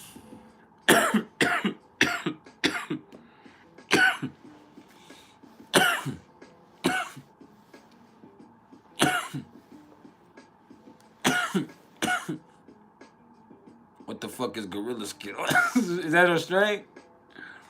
I've heard of this shit before. I heard some orange Skittles and all type of shit. My boy said Gorilla Skittles. That sounds like that shit right there might have some Sherm in it. That's what we used to call that motherfucking dip back in the day. That Sherm, that PCP. Call it Gorilla Piss. I didn't ever smoke it, but I knew niggas that would. I was scared of it because I had a cousin that used to smoke Sherm, and he would come out onto the front porch right there. And he would walk out there, he would be going to the mailbox, and he would take 2 steps forward, and then he'll take 1 step back. And then he'll take 2 steps forward, and then he'll take 1 step back. That motherfucker take 45 minutes to get to the mailbox. I'm like, bro, what is wrong with here? Why is he? And he just take 2 steps forward, and then they'll get butt naked. And I'm gonna tell y'all the story for real. I was out there with my boy, right? And he was lifting weights and smoking PCP, which really he was smoking wet embalming fluid and PCP, which is something totally different. It's what they used to smoke back in the day. I know that sounds crazy, but that's for real what he was smoking. It's Sherm or wet, which in Texas was called dip. And some people still smoke it, but it's embalming fluid and PCP together, mixed together, like for real.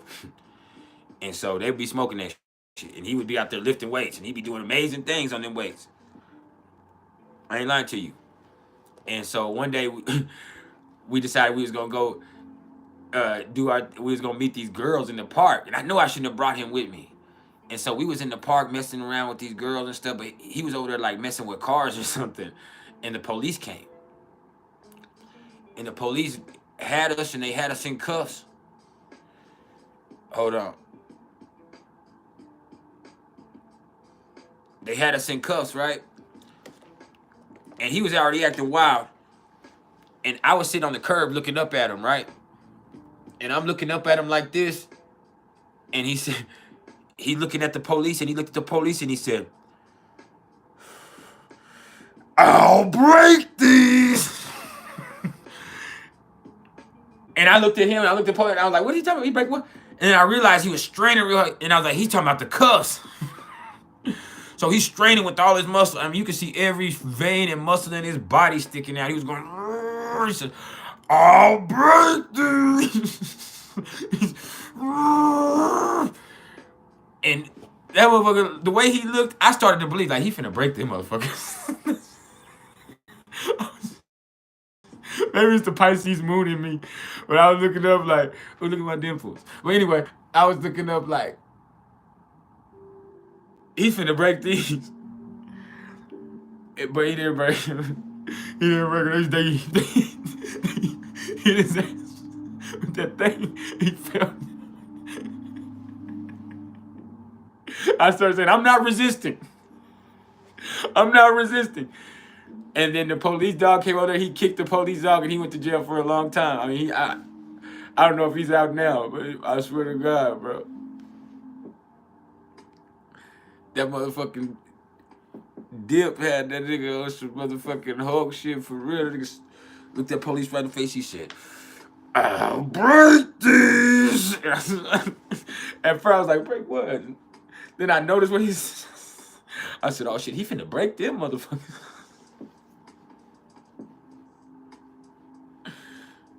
Yeah, that shit was crazy.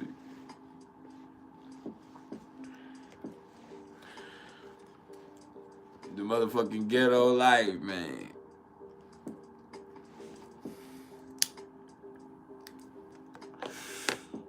That shit was crazy. And I don't know why I believed he could break them, because this motherfucker can't even make it to the mailbox in 5 minutes.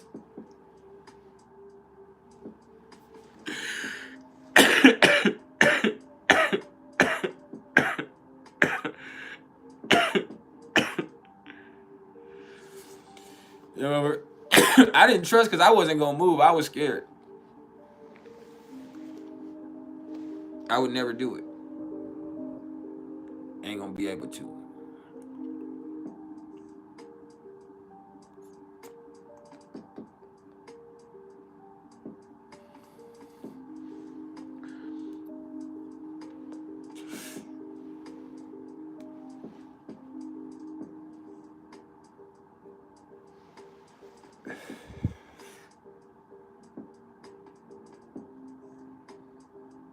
But yeah, that shit was crazy.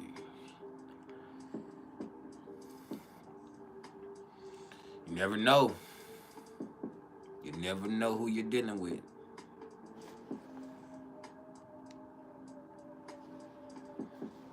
I seen some crazy shit. I seen dudes run off with the tasers stuck into him. The motherfuckers, boom, boom, hit him with the taser. He just kept running. Taser broke. Pow! He just. He, for a minute, that thing hit me. For a minute and reoriented itself. And I said, man, cocaine is a hell of a drug.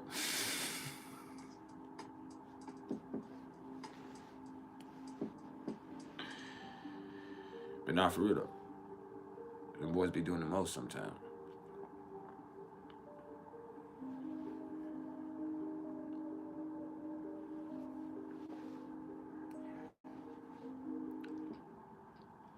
You gotta stay off them drugs.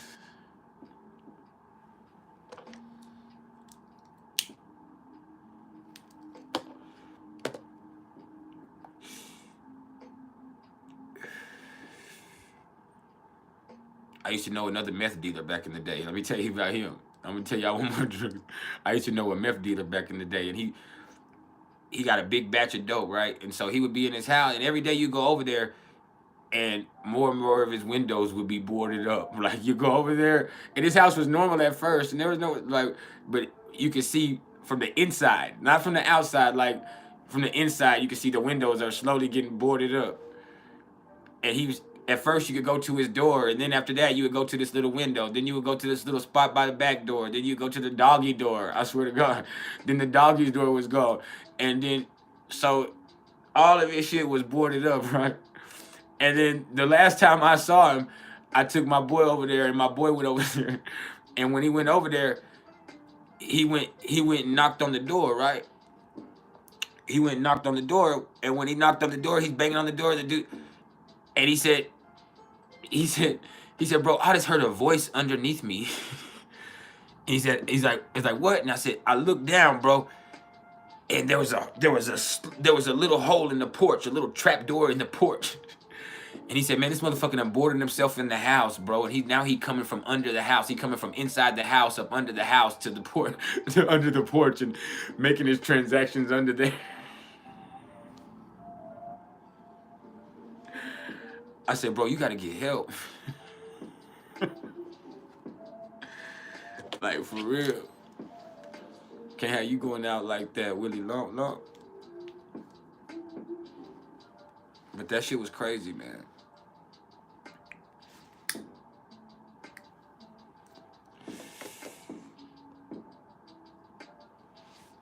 Dude boarded himself in that bitch slowly but surely, fortified that motherfucker. That motherfucker coming under the porch. And that motherfucker probably had cameras everywhere. I'm talking everywhere. Yeah. Yeah, he was that paranoid.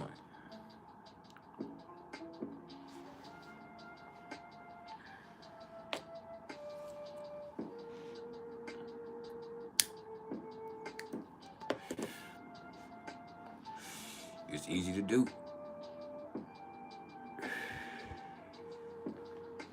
That shit can fuck you up.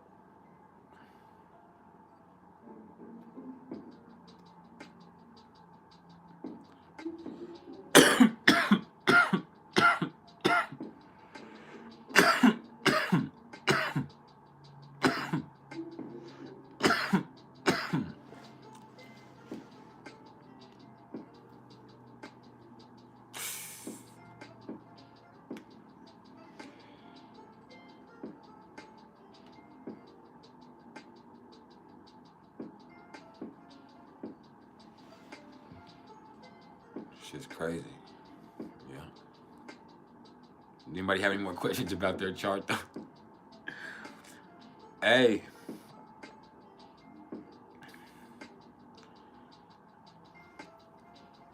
You gotta be careful.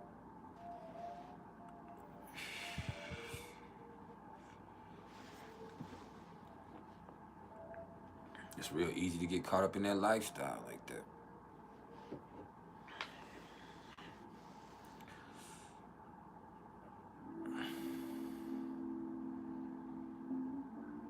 I mean, I've done crazy shit myself on drugs that I would dare not mention. Not that type of shit. I wasn't like paranoid like that, but I've done crazy shit.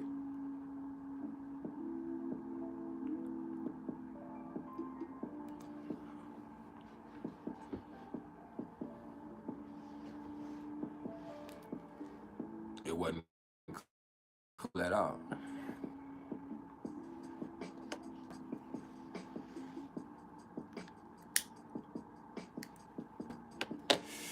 My problem is it was all sexual, so.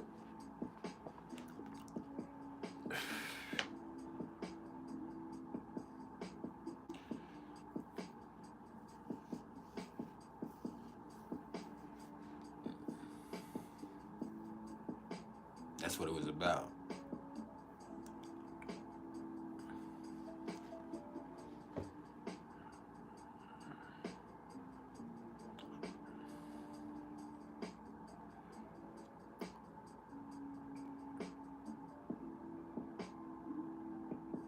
What does Gemini Mars in the 10th mean? It means your energy is electric and effervescent, but it's very well regulated, so it doesn't appear ostentatious. You're communicative, you're social, you're ambitious, you are versatile, so you're gonna succeed. And you never get spread too thin. The beautiful thing is in the 10th house, so you never get too many irons in the fire, so you always have enough fire. Even though it's Gemini energy. You know how to use it. And you make it work for you. And people fuck with you. Because you're good at a lot of different shit. If we're being honest.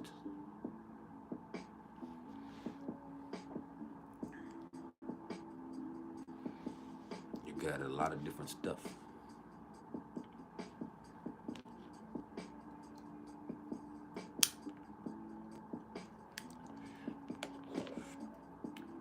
Oliver Easton, you said, have I done acid? Yes.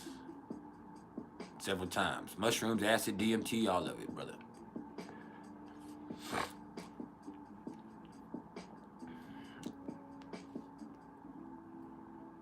I'm a Pisces moon, homeboy.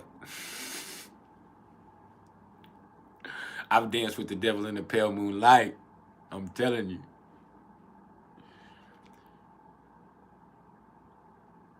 Mars in the 10th is a great placement. I have Mars in Capricorn, but it's in the 4th. Now that helps out, but still.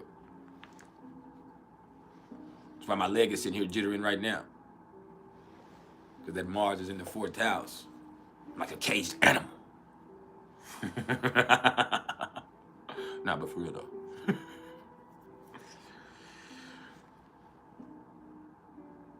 What is the best one I've done? I don't know about the best. Mushrooms? Mushrooms?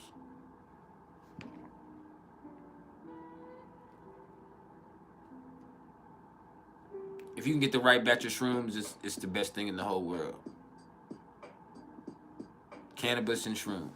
But yeah, shrooms. DMT is an amazing experience, but it's too amazing, it's too intense, it's too fucked up, it's too scary, it's too fucking confusing.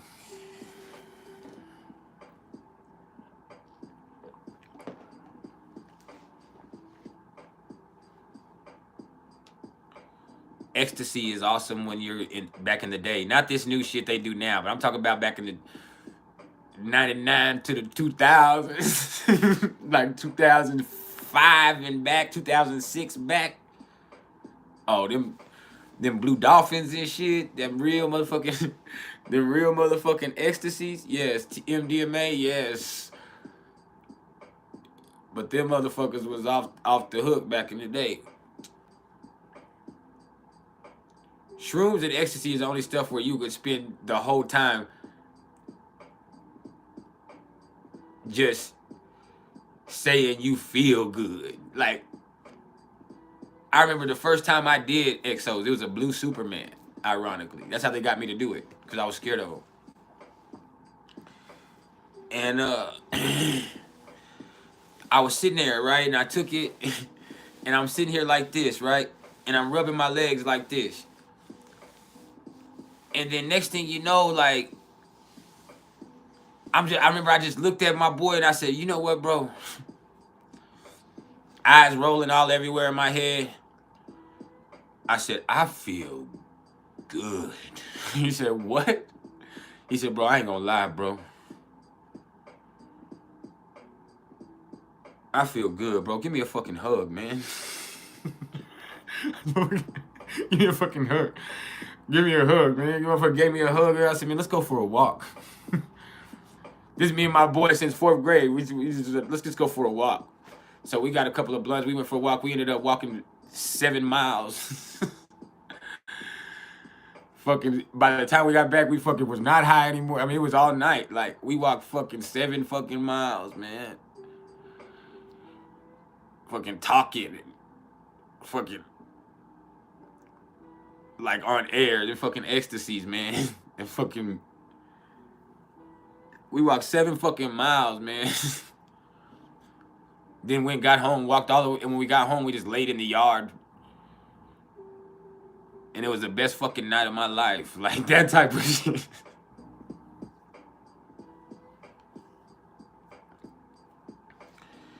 Like, it was the best fucking night of my life, and we didn't do shit but walk and talk. I never felt better. Like, that was fucking amazing. It was my buddy.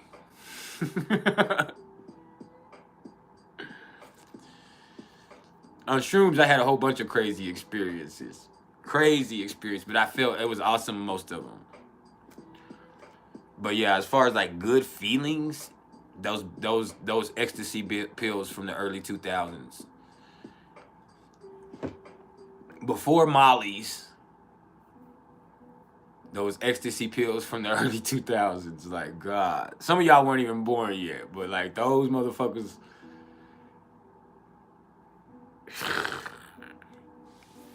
Wild. Super wild.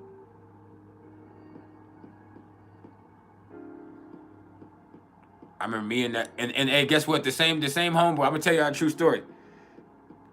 I was in college when we took those ecstasies the first time. So it was me, the guy I told you that we took on the walk. I went on the walk with. His name's Jonathan, and there was 2 other of our roommates named Lucky and Carl.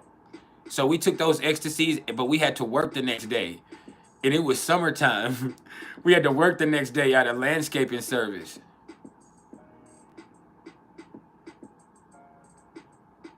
And with us working the next day at the landscaping service, all of our fucking serotonin was gone, and we didn't sleep none that night. So we all ended up getting fired. We got into a fist fight with each other, even though we walked and had the best time of our life that night before.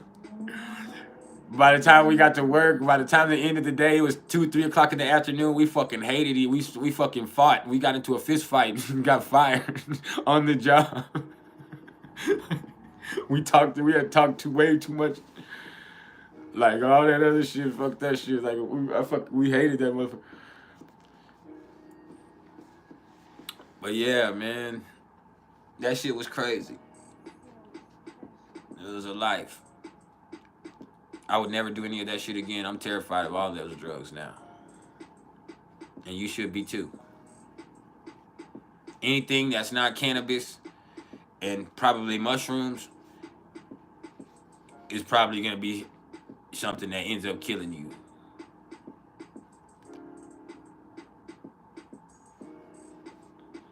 Like, for real. And I almost killed myself with some shrooms a couple of years ago. I didn't eat it, thank God. But I was out with my kids early in the morning in the mountains and shit, and I was like, man, I was foraging and I seen some shrooms, and I was like, boom, I went and got them. They were right by the riverside and shit. I was like, man, I got some shrooms. Like, I'm finna take them home. Like, and I just heard about foraging. I didn't know anything about foraging for real, so I didn't fucking. I happened to take the time to Google them. I was like, man, before I do, I let them dry out and shit. And I was like, man, before I take the time to I do these motherfuckers. Let me Google this shit. Not Google. I was supposed to die a fucking horrible death. Like, I was swear to God, I was just, like, it was about to be bad. But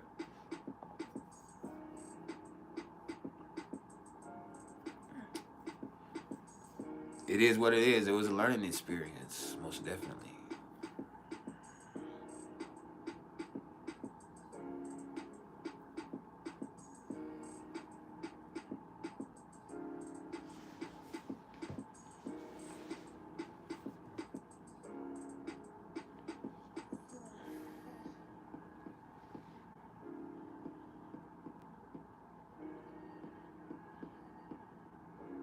No, I don't remember the type of mushroom it was, but it was some fucked up shit.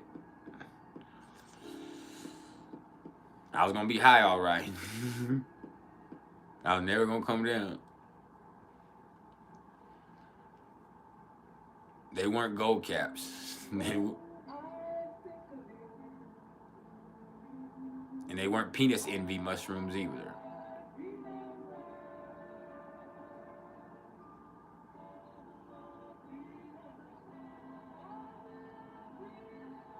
Not all mushrooms are on cow manure. They can be. There's all different types. I mean, there's some you can eat after you cooked them and done some things like that, but there's some that like will straight up kill your ass. So when you're foraging, the best thing to do is look up, first of all, before you go foraging for shrooms, look what type of shrooms are indigenous to your area. Look, that's the first, and you might find something new, but that's the first thing to do to be smart. Is look up what is good or what is in your area, not what's good, and then from there you'll be able to know just from looking what's good and what's not good, both for eating and for tripping. But if you just go out and pick and then Google, like myself, I Googled after the fact, after it was dried, so it could have also been something that was great for me, but the way it looked after that, it could have been something that was messed up.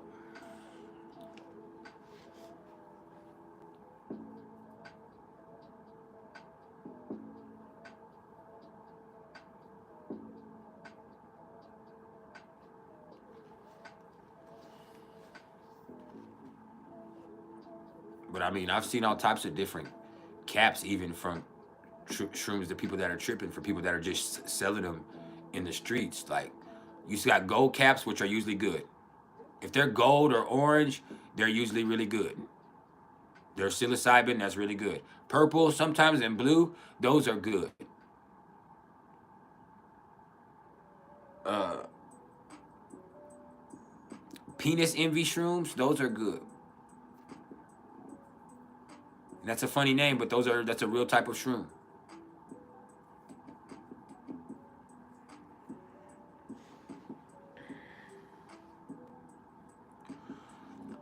Yeah, I didn't really like acid. The problem was I tried shrooms and uh stronger stuff before I tried acid, so acid wasn't shit. When I did acid, I was like, this ain't nothing. I was like, I feel good, but it wasn't like, I had done some crazy shit. I had been on shrooms like and really had life-changing experiences by the time I did acid. So when I did acid, I was like, this is not. And you have a stigma because you hear acid, so you think that's the strongest shit. You don't realize shrooms and DMT and all that is stronger. Acid is like the lower tier. You can get a nice trip with acid, but shit. Shrooms, DMT, so sometimes even salvia. Salvia will fucking blow your fucking shit back. Salvia has horror stories. You don't even have good trips with salvia. With salvia that they used to sell at the smoke shops back in the day, like, all you have is horror stories with salvia. You don't have any. I had an amazing trip on salvia. Like, nah, you have a fucking. I did salvia one time and bro, never again. That's what you get with salvia. Like man, hell nah.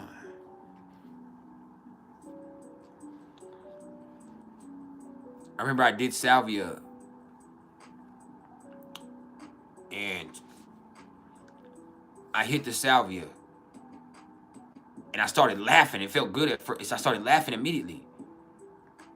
But then I got trapped in that laugh forever. Do you hear me? I got, I started laughing and then I was like, and I was like, I can't stop inside of me. But my face was still like that, I guess, to me. And I was like, and I got terrified, like, oh my God. I could see myself laughing and I'm trapped in that laugh forever. Like, I know that's some crazy shit to say, but like, that's how I felt. Like I could see myself, but I was myself, but I was trapped in that laugh forever. And I didn't want to be, I just wanted it to go away. I wanted to be back to, I was like, It's like, and it was like for years. And I was in prison, like, no, help me. I was in fucking desolate fucking despair. And then all of a sudden I just came to and I was like, oh my. I was like, man, bro, how long have I been gone? They were like, bro, you just hit it 1 second ago, bro. What the fuck do you mean? So it was literally like I got trapped in one moment forever. Like I hit that salvia and then I was like, and I started laughing like, and I was like, and the next thing I was like, So in real life I just, and they were like, what the fuck wrong with you? But for me, I was trapped in that shit for thousands of years. Like, no, like, please. Like, that shit was fucking scary than a motherfucker, man. That shit, I would never do salvia again after that. Fuck that. Hell nah. That shit was fucking scary.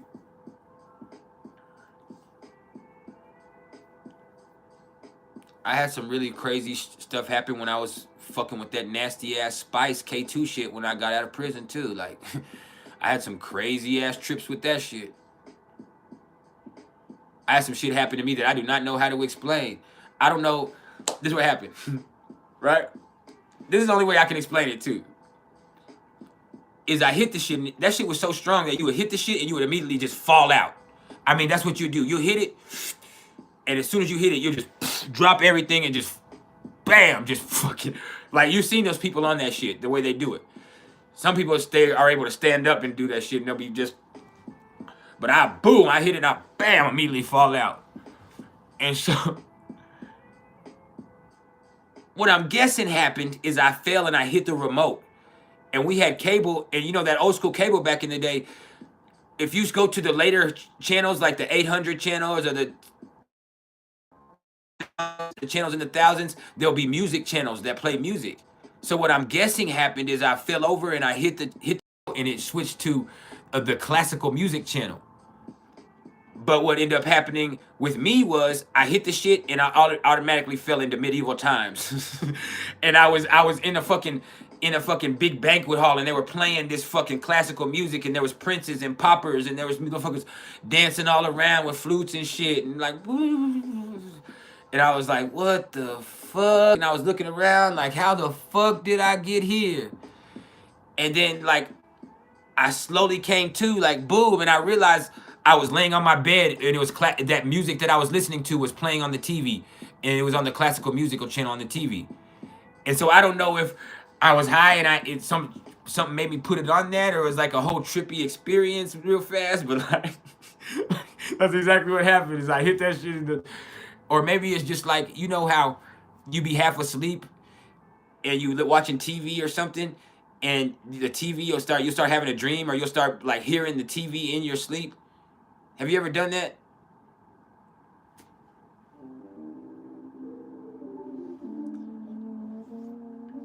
It could have been like a past life regression. It was crazy.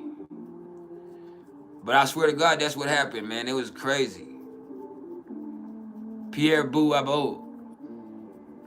That's kind of what it was, man. Like I hit the shit, boom, and then I just bam, I just fell out. And like I said, what I'm guessing happened is I hit the remote, and the remote just changed to whatever channel I felt. It was the buttons I pressed when I fell. But I also could have been just caught in a delightful moment. But immediately, whatever that was, it triggered something with me to where I was just in a place, and I was just like, it was in like I was in that place where that music was playing. I went to that place, like that music where they were playing that music and what it was for and shit. And I was there, and at first it was cool. I was, you know what I'm saying? Then I started realizing, like, man, what the fuck? like, man, this shit is crazy. And as soon as I realized that, I just like slowly came to, and when I came to, that shit was playing on the TV.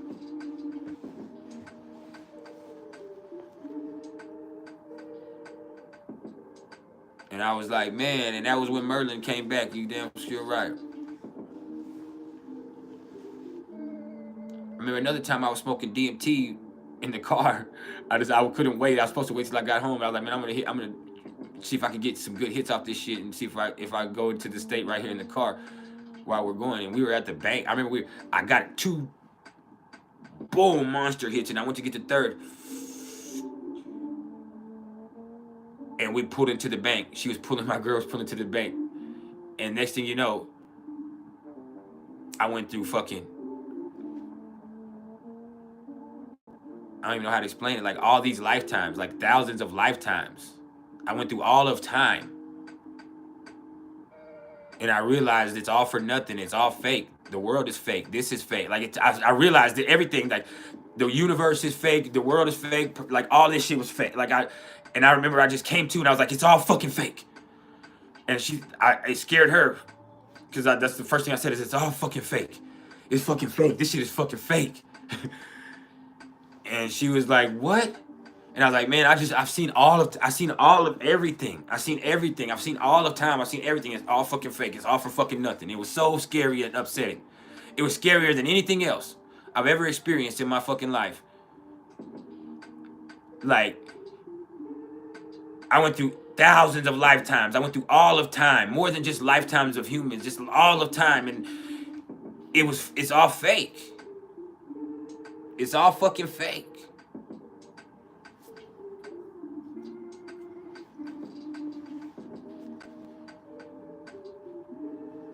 DMT. It's all fake. I don't know how else to explain it, but it's for nothing. It's for nothing. It's all fake. It's for nothing. It's all fake. Like, and it's fake. Like the world we live in is fake. All this shit is fake. Like the universe. Like the government has even told us this. This is a energy hologram, whatever the fuck that means. Like, it's all fucking fake. You, me, this reality, like this life, it's fucking fake. It's fake.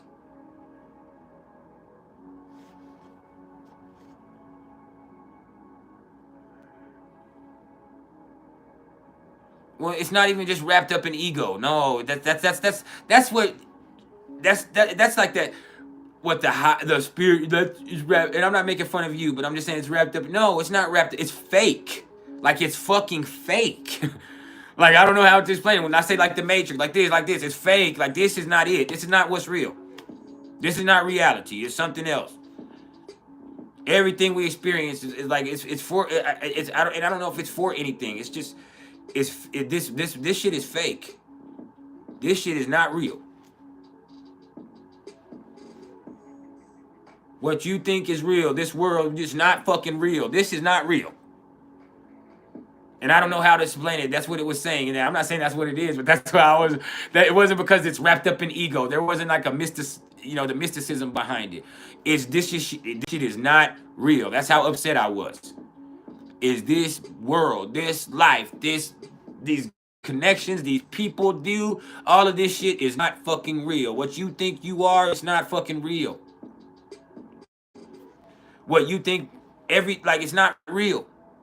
What you think is real is not real. Like, it's not real.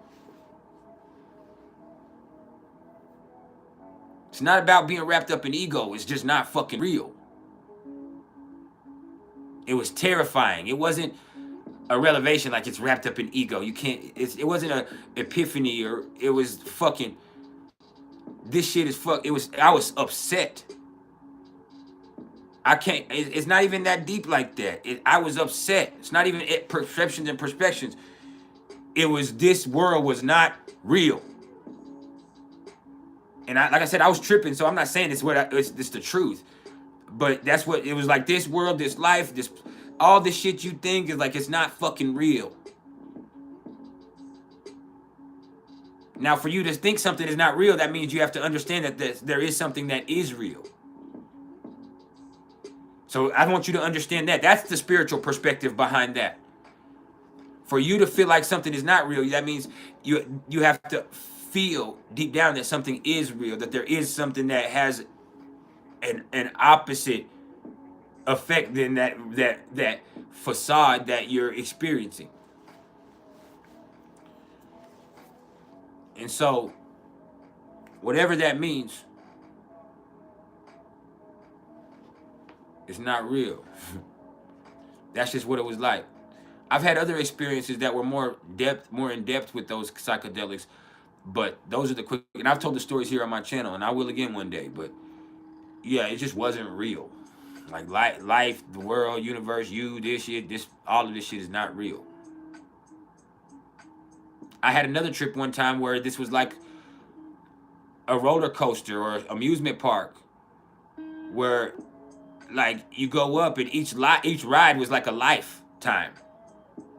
And you're just doing it a different way. You're just going through the amusement. You're just going through the motions. You get on the ride, you go through the ride, you fucking live, you go through this life, you go through this cycle on this fucking ride, then you fucking die and you get off and you go get on another fucking ride.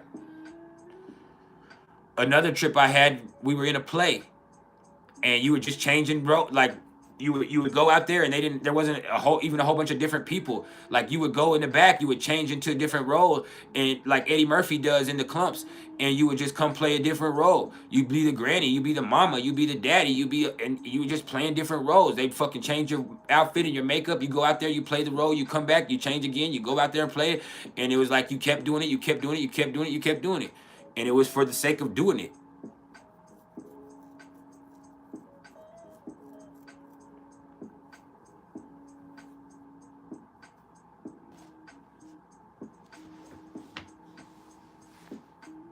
It was just like constantly playing roles, constantly living different, doing different things, being different people, wearing different clothes, having a different perspective, a different way. It was just that, but you're still just changing suits.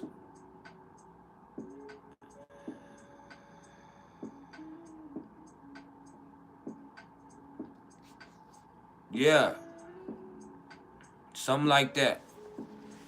But the ride concept and that concept were both the same. And then another one, I had this perspective to where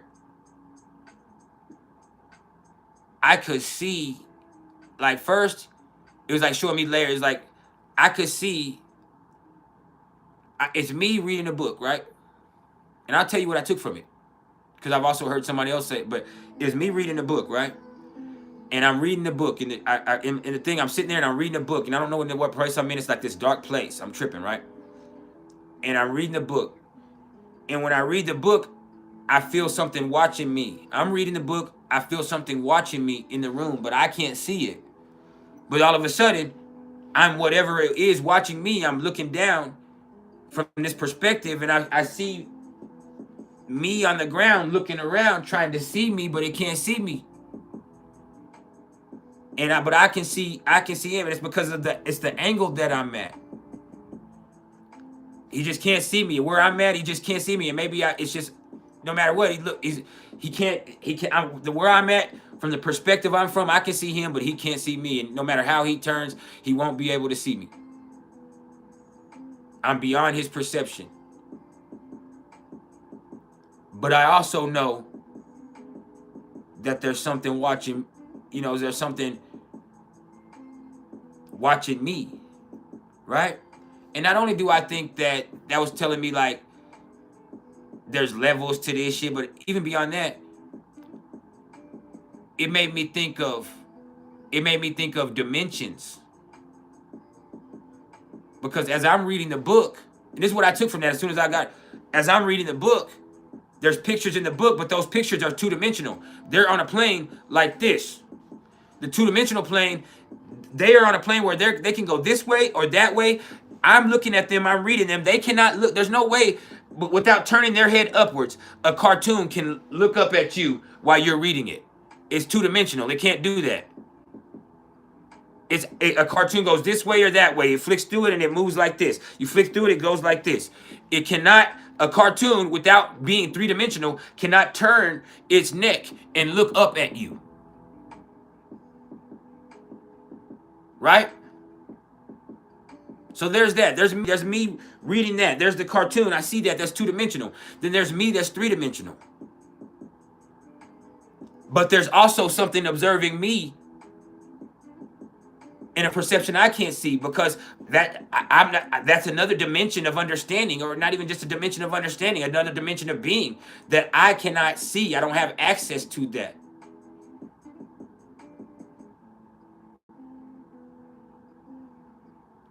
And then you have to, it keeps going. It has to. So that's kind of what I picked up from that. It was about dimensions, and even that, it's about perception and understanding.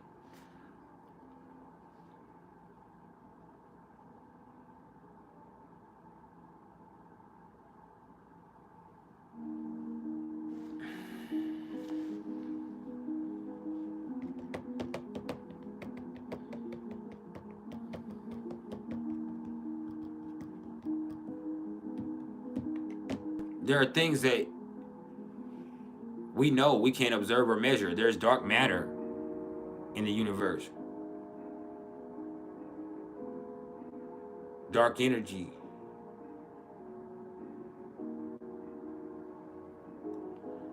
And so it's there. We don't know what it is, and we don't know how we don't know what it's made of and why it's there, and what it's made up. There's more of that than there is of this. Antimatter, per se. So once again, there is a whole nother realm of understanding that we as humans cannot fathom just here. It's not even just a spiritual thing. It's something that we know of. Something we're aware of. So you wonder why there's always this thing where humans have sensed more, where us as people have sensed that there is something beyond just us. There's something greater than us, or there's a God, or there's something because there's something that's we already know of, scientifically proven, that we can't see or feel, but we can. It's there. We can't even measure it because we don't know what the fuck it is, but we know it's there.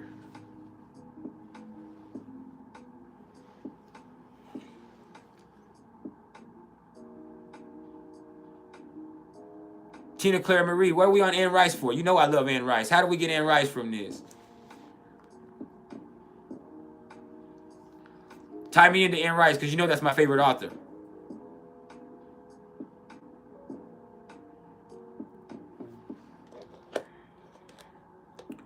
What made me fall in love with Anne Rice, which I liked her books before that, was was like I said, Mimnock the Devil, and her description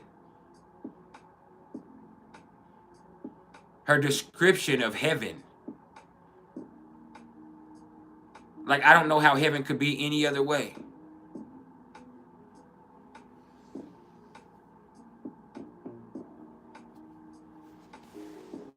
Ali Al Nori, that's good for you. Make sure you come in here respectfully. Nice to meet you.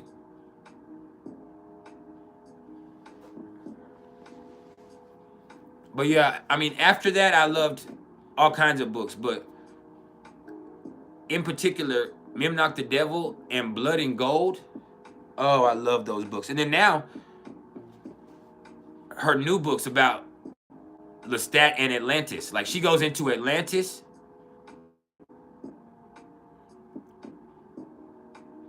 In a way that's fucking awesome. She incorporates aliens all of a sudden in a way that was awesome before she passed away. Like, she just left it, and then now she had to die. Like, come on, Aunt. She's amazing. Just an amazing, amazing, amazing, amazing lady.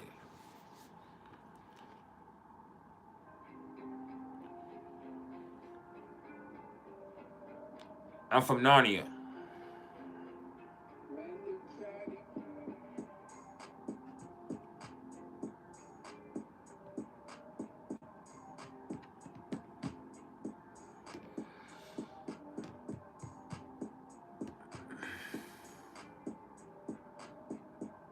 You asking too many questions. Hold on. Let me help you out.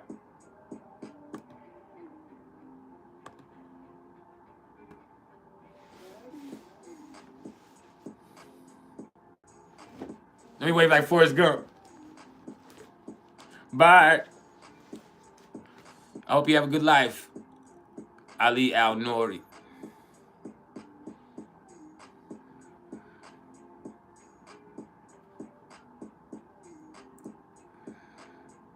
The fuck out of here. Sorry, I'm trying to be nice.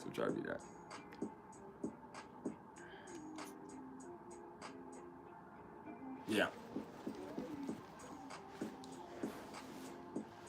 That nigga Forrest was the truth. It's Anne Rice's birthday today. I didn't even know that. Dang.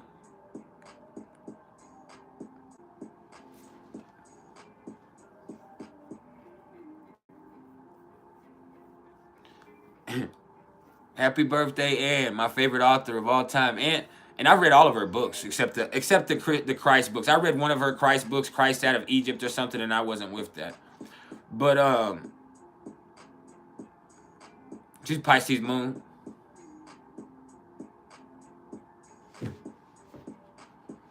Awesome author. Even the werewolf series, The Wolves of Midwinter and The Wolf Gift are good books too. Yes.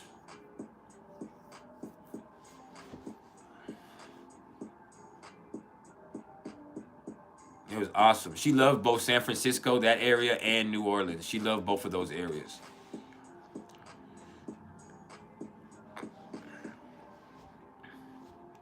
Blood and Gold, yes, one of my favorite books. Blood and Gold and Mimnock the Devil are my two favorite books.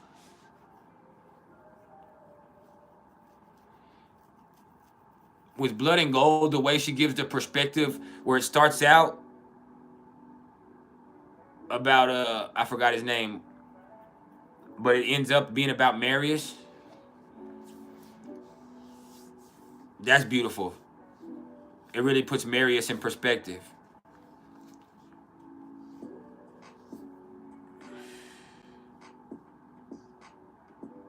Oh, and Rice did her for her to know the stuff she knows. She was definitely tuned in. When I read that Memnoch the Devil, like the things that she knew, that's why I love that book, because I was like, man, this is not just a fiction book. As soon as I read it, there's something in it. I was like, this is not just a fiction book. This is not just like, there's so much more to it that she's doing with this, and people don't get it. Like, man, it wasn't, not only was it just the most amazing book and the cleverness of it, but in the perspective and the imagery and the personality. Like, this is the Gemini moon. We could talk about books. And she's very, very, very knowledgeable on biblical things. And she's, like you say, factually accurate with biblical things. And the way she's incorporated, when she incorporated that also into Memnoch the Devil. And the way she formulated that whole equation. It's beautiful. The way she came back.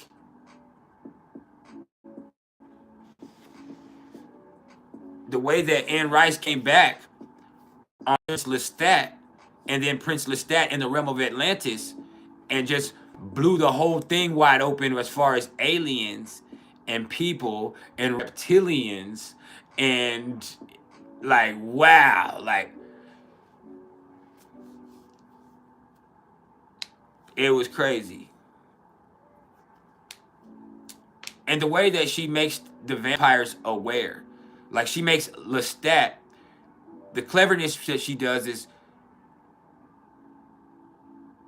in the stories, Lestat is aware of the story, because he's aware of he's aware of the books that he wrote. And so it's not Anne Rice wrote these books, Lestat wrote these books. And Anne Rice is his name, per se. You get what I'm saying? Or her is there. And as these books have traveled through times, that's how people were able to know of him and his knowledge, and that's why he was able to speak his truth. But most people think they're just books. But he does, Lestat, they don't realize he really is here. He does exist. Lestat is Lestat. How could he not exist? With his personality, him being such a Leo. Lestat is the ultimate Leo.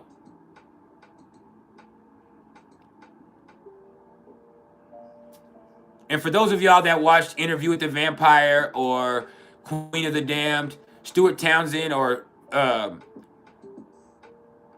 Cruise were Lestat. But Tom Cruise is and the new show Interview with the Vampire. The new show Interview with the Vampire and Tom Cruise are very, very awesome Lestats. Tom Cruise is probably better.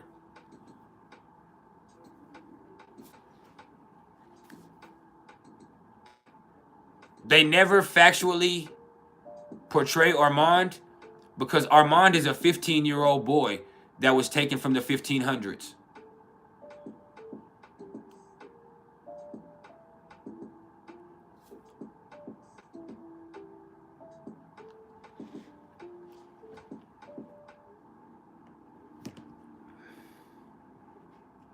But yes.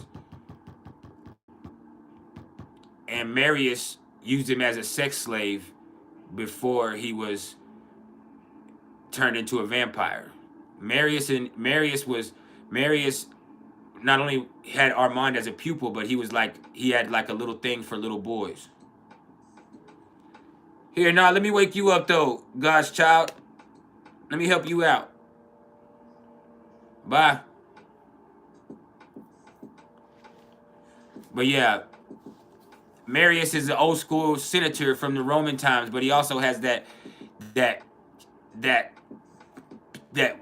teacher pupil thing. And Marius, he's not gay, he's very sexual, period. He's a sexual person with a repressed sexuality. And so with his repressed sexuality, Marius creates these pupils that he falls in love, and Lestat just loves everybody. But Marius creates these pupils that he creates because he wants sexual and vampiric relationships with them. And so Marius has Pandora, who he was in love with, and he created her back in Roman times, but she broke his heart. And then Marius, he slowly but surely had Armand, but he had a sexual attraction to Armand. And Armand is a 15-year-old boy, and he loved Armand.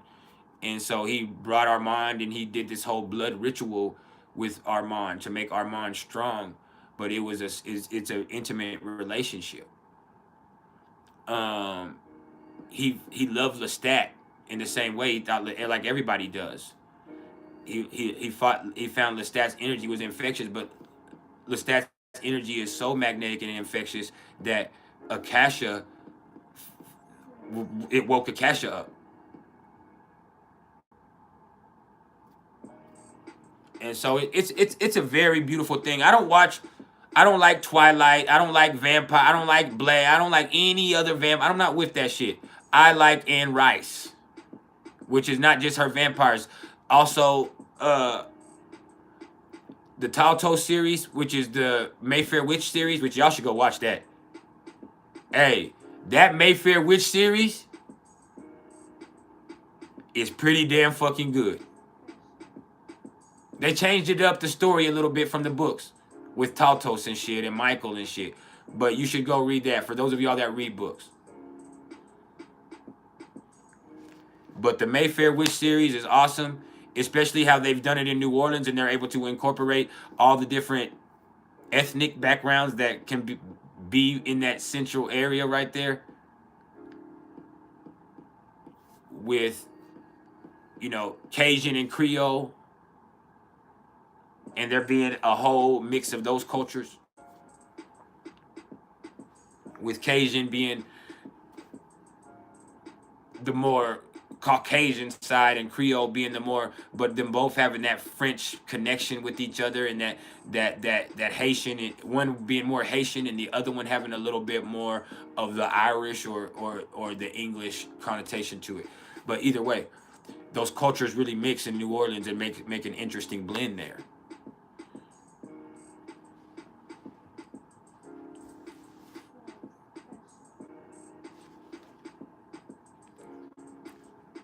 But Marius isn't really feared, though. That's what you need. Marius is just old. Marius is a teacher. That's why you need to read Blood and Gold, because Marius is a teacher. He's not, and he's not to be feared.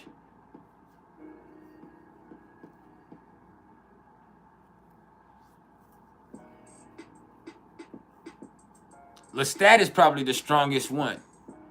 And as you read the books, Lestat actually takes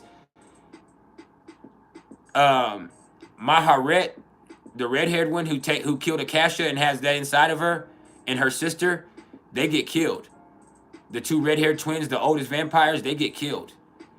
And Lestat takes a male, which is the demon or the spirit that is all vampires, into himself. So he becomes, not only is he Lestat, but he becomes, like, he can feel all the vampires. He's the core of all vampires. And he's already drank from Akasha, so he's stronger than everybody else anyway. And so Lestat becomes the prince for real. That's why it's called Prince Lestat. But then they find out about these aliens, and they find out about Atlantis. And it just goes into this. It goes into this crazy. That's the last book she wrote. That shit gets crazy.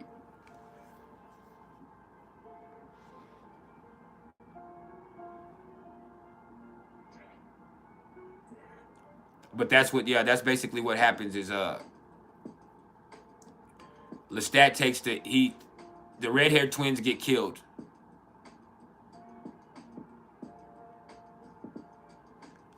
And he takes it into himself.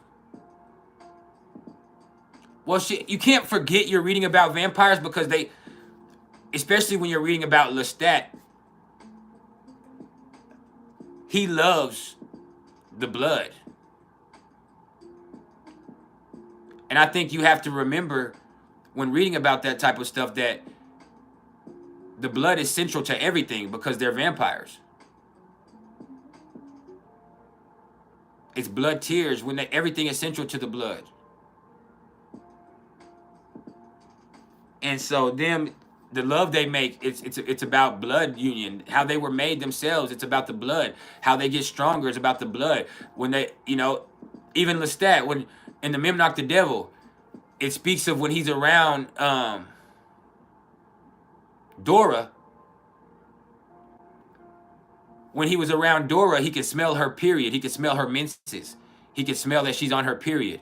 And it's driving him crazy because he's a vampire. And the only way he can drink from a human without killing them is when a woman is on her period. And it's not clean blood, he calls it, but it's a way for them to drink from a woman without killing, without harming them.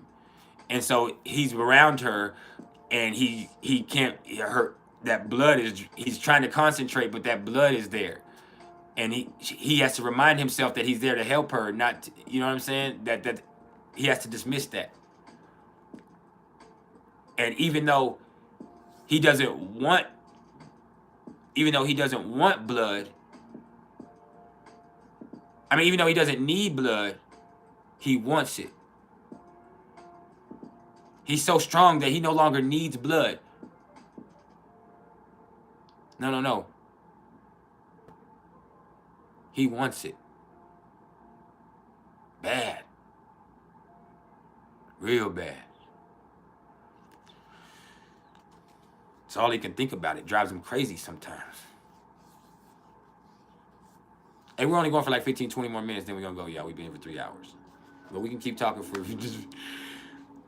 It's just been one of those conversations today. And I'm here to answer any questions y'all have, but yeah. I love talking about books. Have I already read any Kafka? No.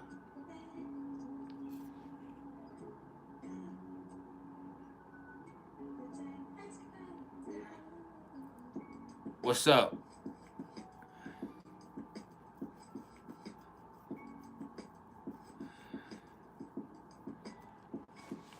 I read a lot of books, though. It's not just Anne Rice's. I read a lot of books.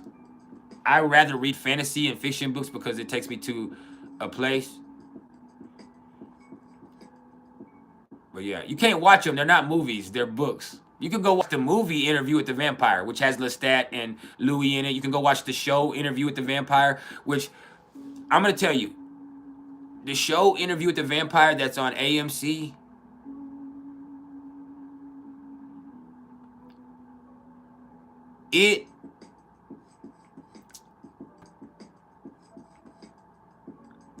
it's too focused on their sexuality.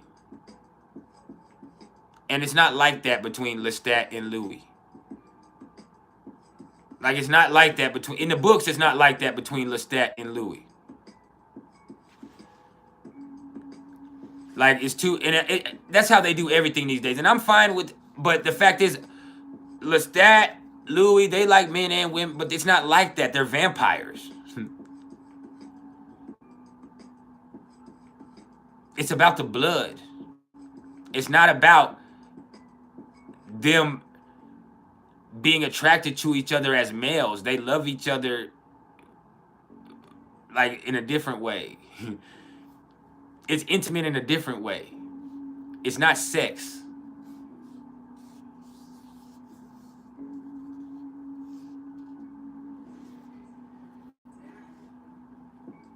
It's not sex. It's blood. And it's intimacy. Like in the book Pandora, it talks about how in Roman time, when Marius first made Pandora a vampire, she would want him to just put his thing inside of her just to do it, just because it made her feel like a human, even though she didn't get any pleasure from that as a vampire. It's not sexual pleasure like that. And as a vampire, his thing is always hard enough for him to at least do that. And so or it can be. And so it's not a pleasure to either one of them, but it was a comfort thing. It's not sexual. So he would just put himself inside of her while they would sleep, just because that made her feel like she was like human or alive.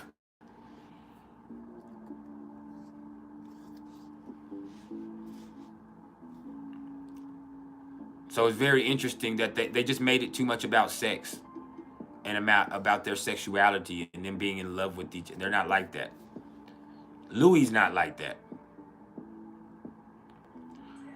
Now, Queen Key, you said, can I tell you about a person with Mars, Pluto, Juno, Lilith, Vertex in the 5th house in Scorpio? Not you. They're a freak. I mean, I'm being honest with you, like, and they're waiting on somebody to unleash it, some experience to unleash it. They're also very creative, but man, like, they need to unleash their sexuality. That's a person whose sexuality is going to be unleashed in this lifetime in a major way. That's the truth. It's going to be empowering for them.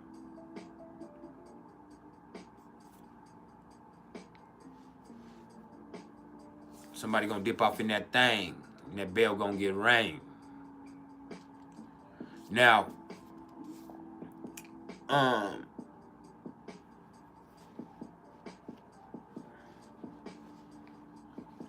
the fact of the matter is I can't even remember a lot of the great spiritual books I've read.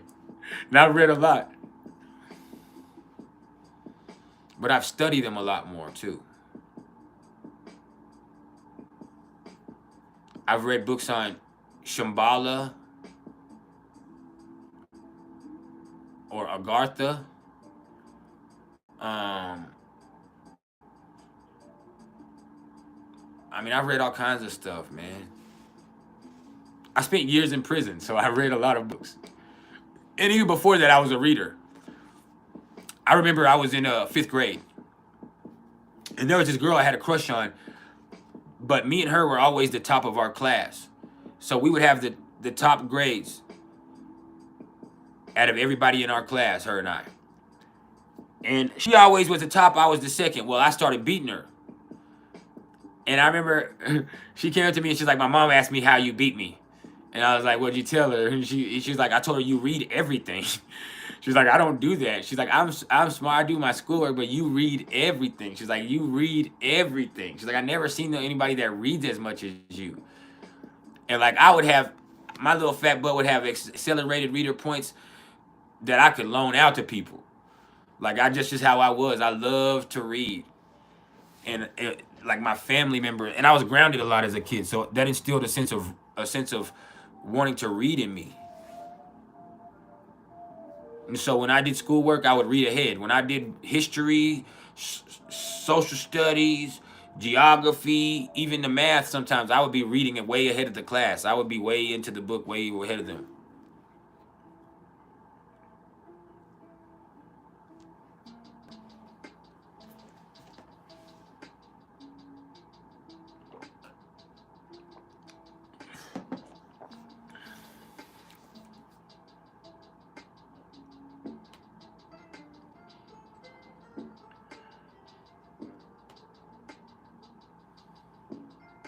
That's the fight.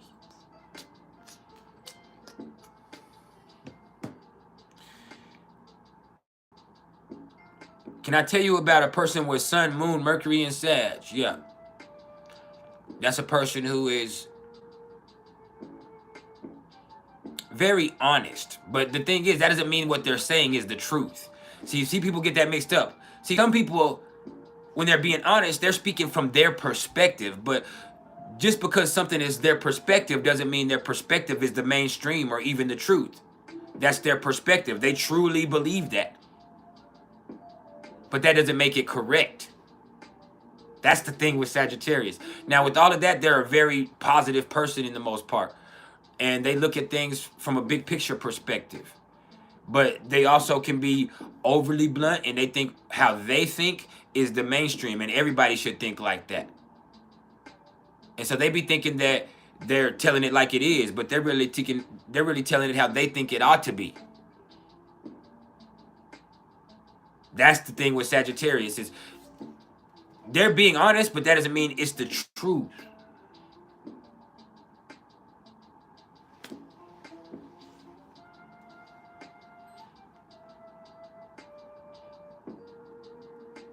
No, the Vampire Armand is the saddest book.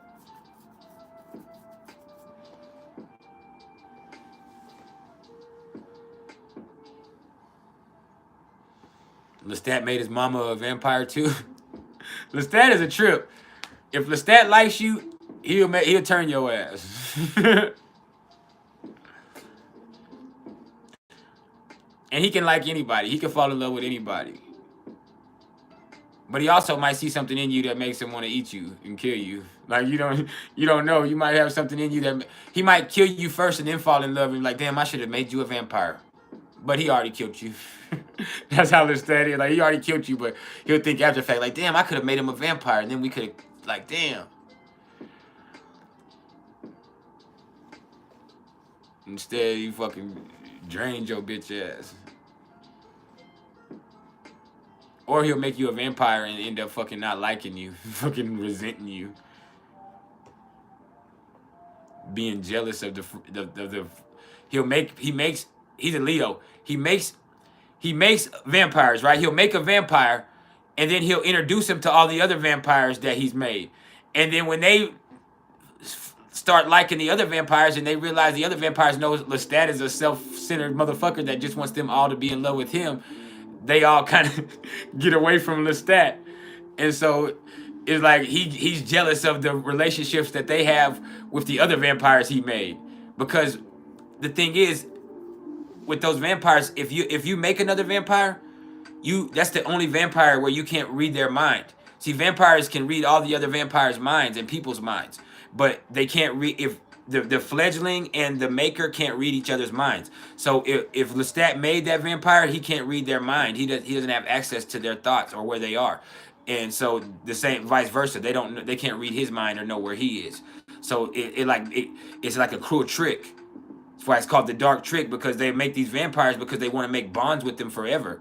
But the vampires they make are the only ones that they can't have true bonds with, because they never are connected to them in that way that they are with the other vampires.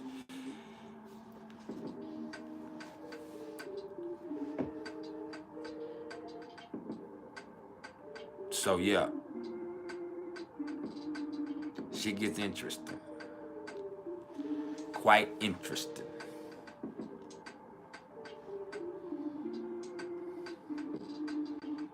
And we going for 12 more minutes and then we out.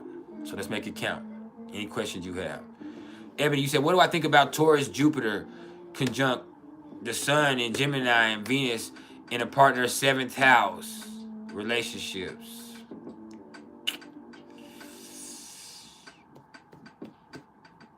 I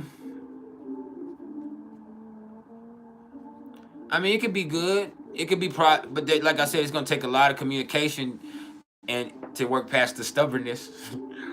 That's the truth. It's gonna take a lot of communication and to get past the stubbornness, and it's gonna take a lot of a lot of trial and error to find out what y'all really enjoy, and that y'all can do something like that consistently, so that the Gemini in that equation doesn't get bored.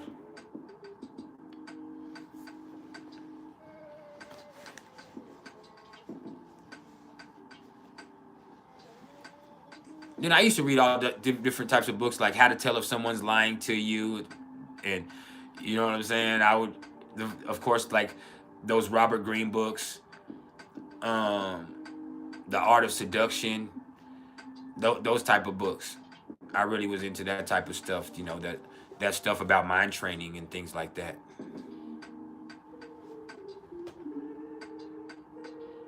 Those are all very interesting topics to me in its own right. Both Mercury and Gemini and y'all's moon's trine, then y'all will be great in each other's presence. Just like I said, that it's gonna take trying different stuff, and that's where the Gemini is good at, for y'all to find something that Taurus energy can really enjoy, and something that to really values, and like that Taurus can help y'all value each other's presence, but at the same time, like there is a certain stubbornness and a certain boringness that there might have to be avoided. But other than that, it looks good. It's Jupiter. It could be worse. Way worse.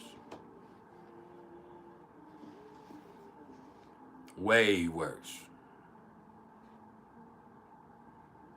So yeah.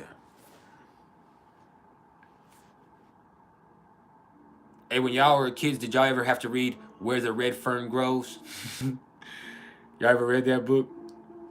Or watched the movie? About that little boy that's in the woods?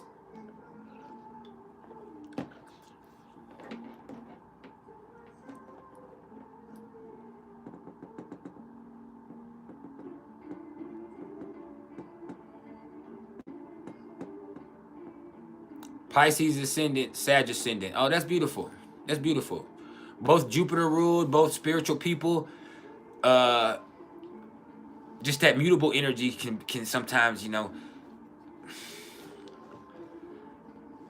It's like, who's gonna have boundaries and who's gonna be real and rational in this equation?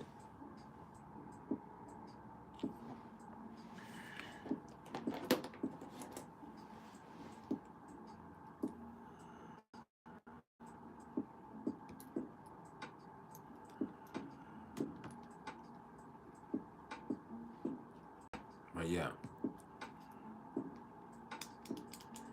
I love books. Are you talking about Lestat still?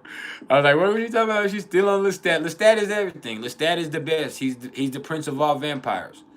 He's the brat. He's Lestat. And his name is Lestat de Leoncourt. So he's definitely a Leo. De Leoncourt. And the way he is, he's definitely a Leo with some Libra maybe in there because he wants those relationships with everybody, but he can't develop close personal relationships because he just wants relationships.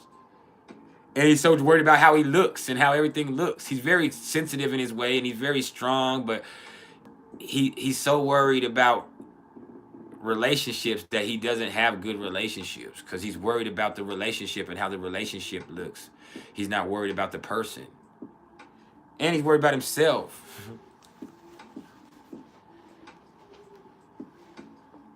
But he's powerful and he's a leader and he gets himself into these things.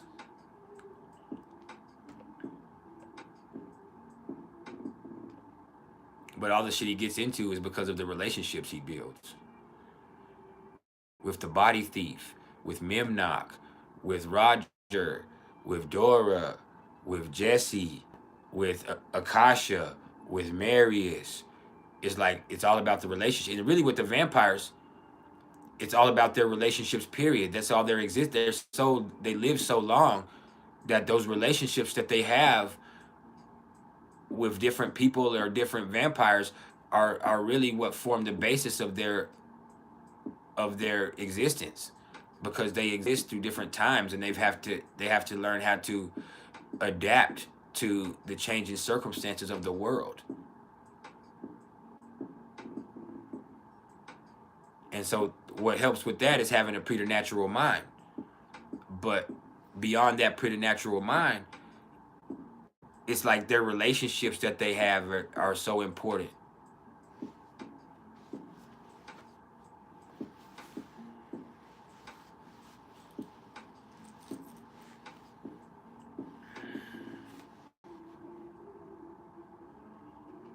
Cancer rising, Sinistry. That's beautiful. That's two family-oriented people taking something and building together, but they have to get past what their parents and their family environment was when they were kids. They have to get away from their parents' relationship to each other in order for them to build something new for themselves. So it's not repetitious.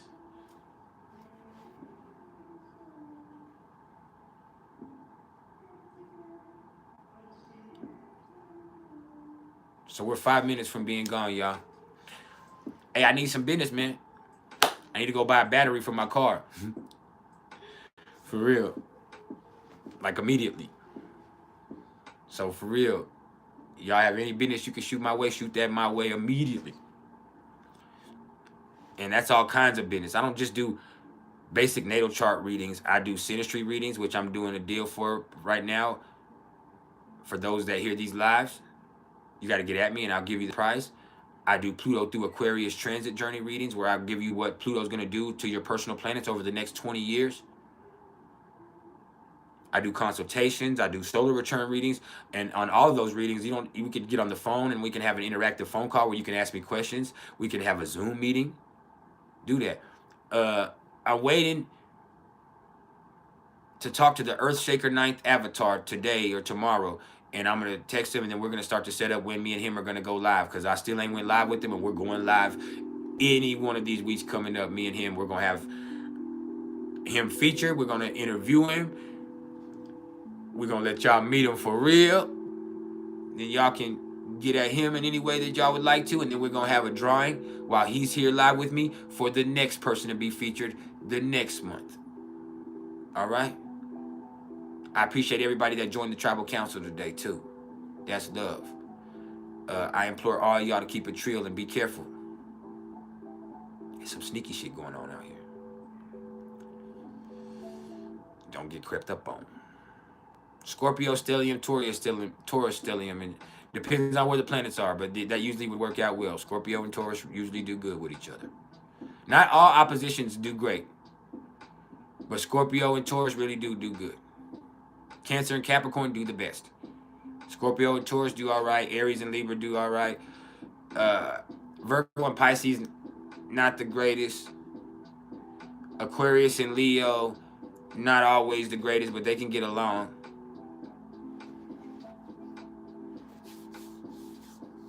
But yeah, y'all keep it real till next time. This has just been a little live session just to get the vibe right on the Gemini moon. Just a little discussions. Sometimes it's important to have conversations. Sometimes it's just cool to just talk about things. We'll be back tomorrow at some point with another live session in some way, form, or fashion on something. I might come with a specific teaching topic tomorrow. It's Thursday, it's Jupiter Day. I might come teach y'all something specifically, and then we'll have a discussion on it. So that's how we're going to come tomorrow. Anybody that's waiting on a reading, you already know when you have your appointment scheduled. For those of y'all that just order readings, we'll get them to you on time. Cynthia Renee, my deepest apologies for messing up your first reading. I'll get this one out. Somehow we got the day messed up, so we'll get it right. That's only happened to me twice in all the years I've done it, but it's happened. This is the second time it's happened. I've messed up other ways on people's charts, but not like that. I usually do, what happens is I'll record a whole chart and go to save it and delete it. That's what happens. I'll record a 2-3 hour recording sometimes, or sometimes an hour and a half, 2 hours, but it'll take me 6 or 7 hours to get it all recorded with all the takes I do. And then I'll go to save it and accidentally delete it. So I definitely need some business.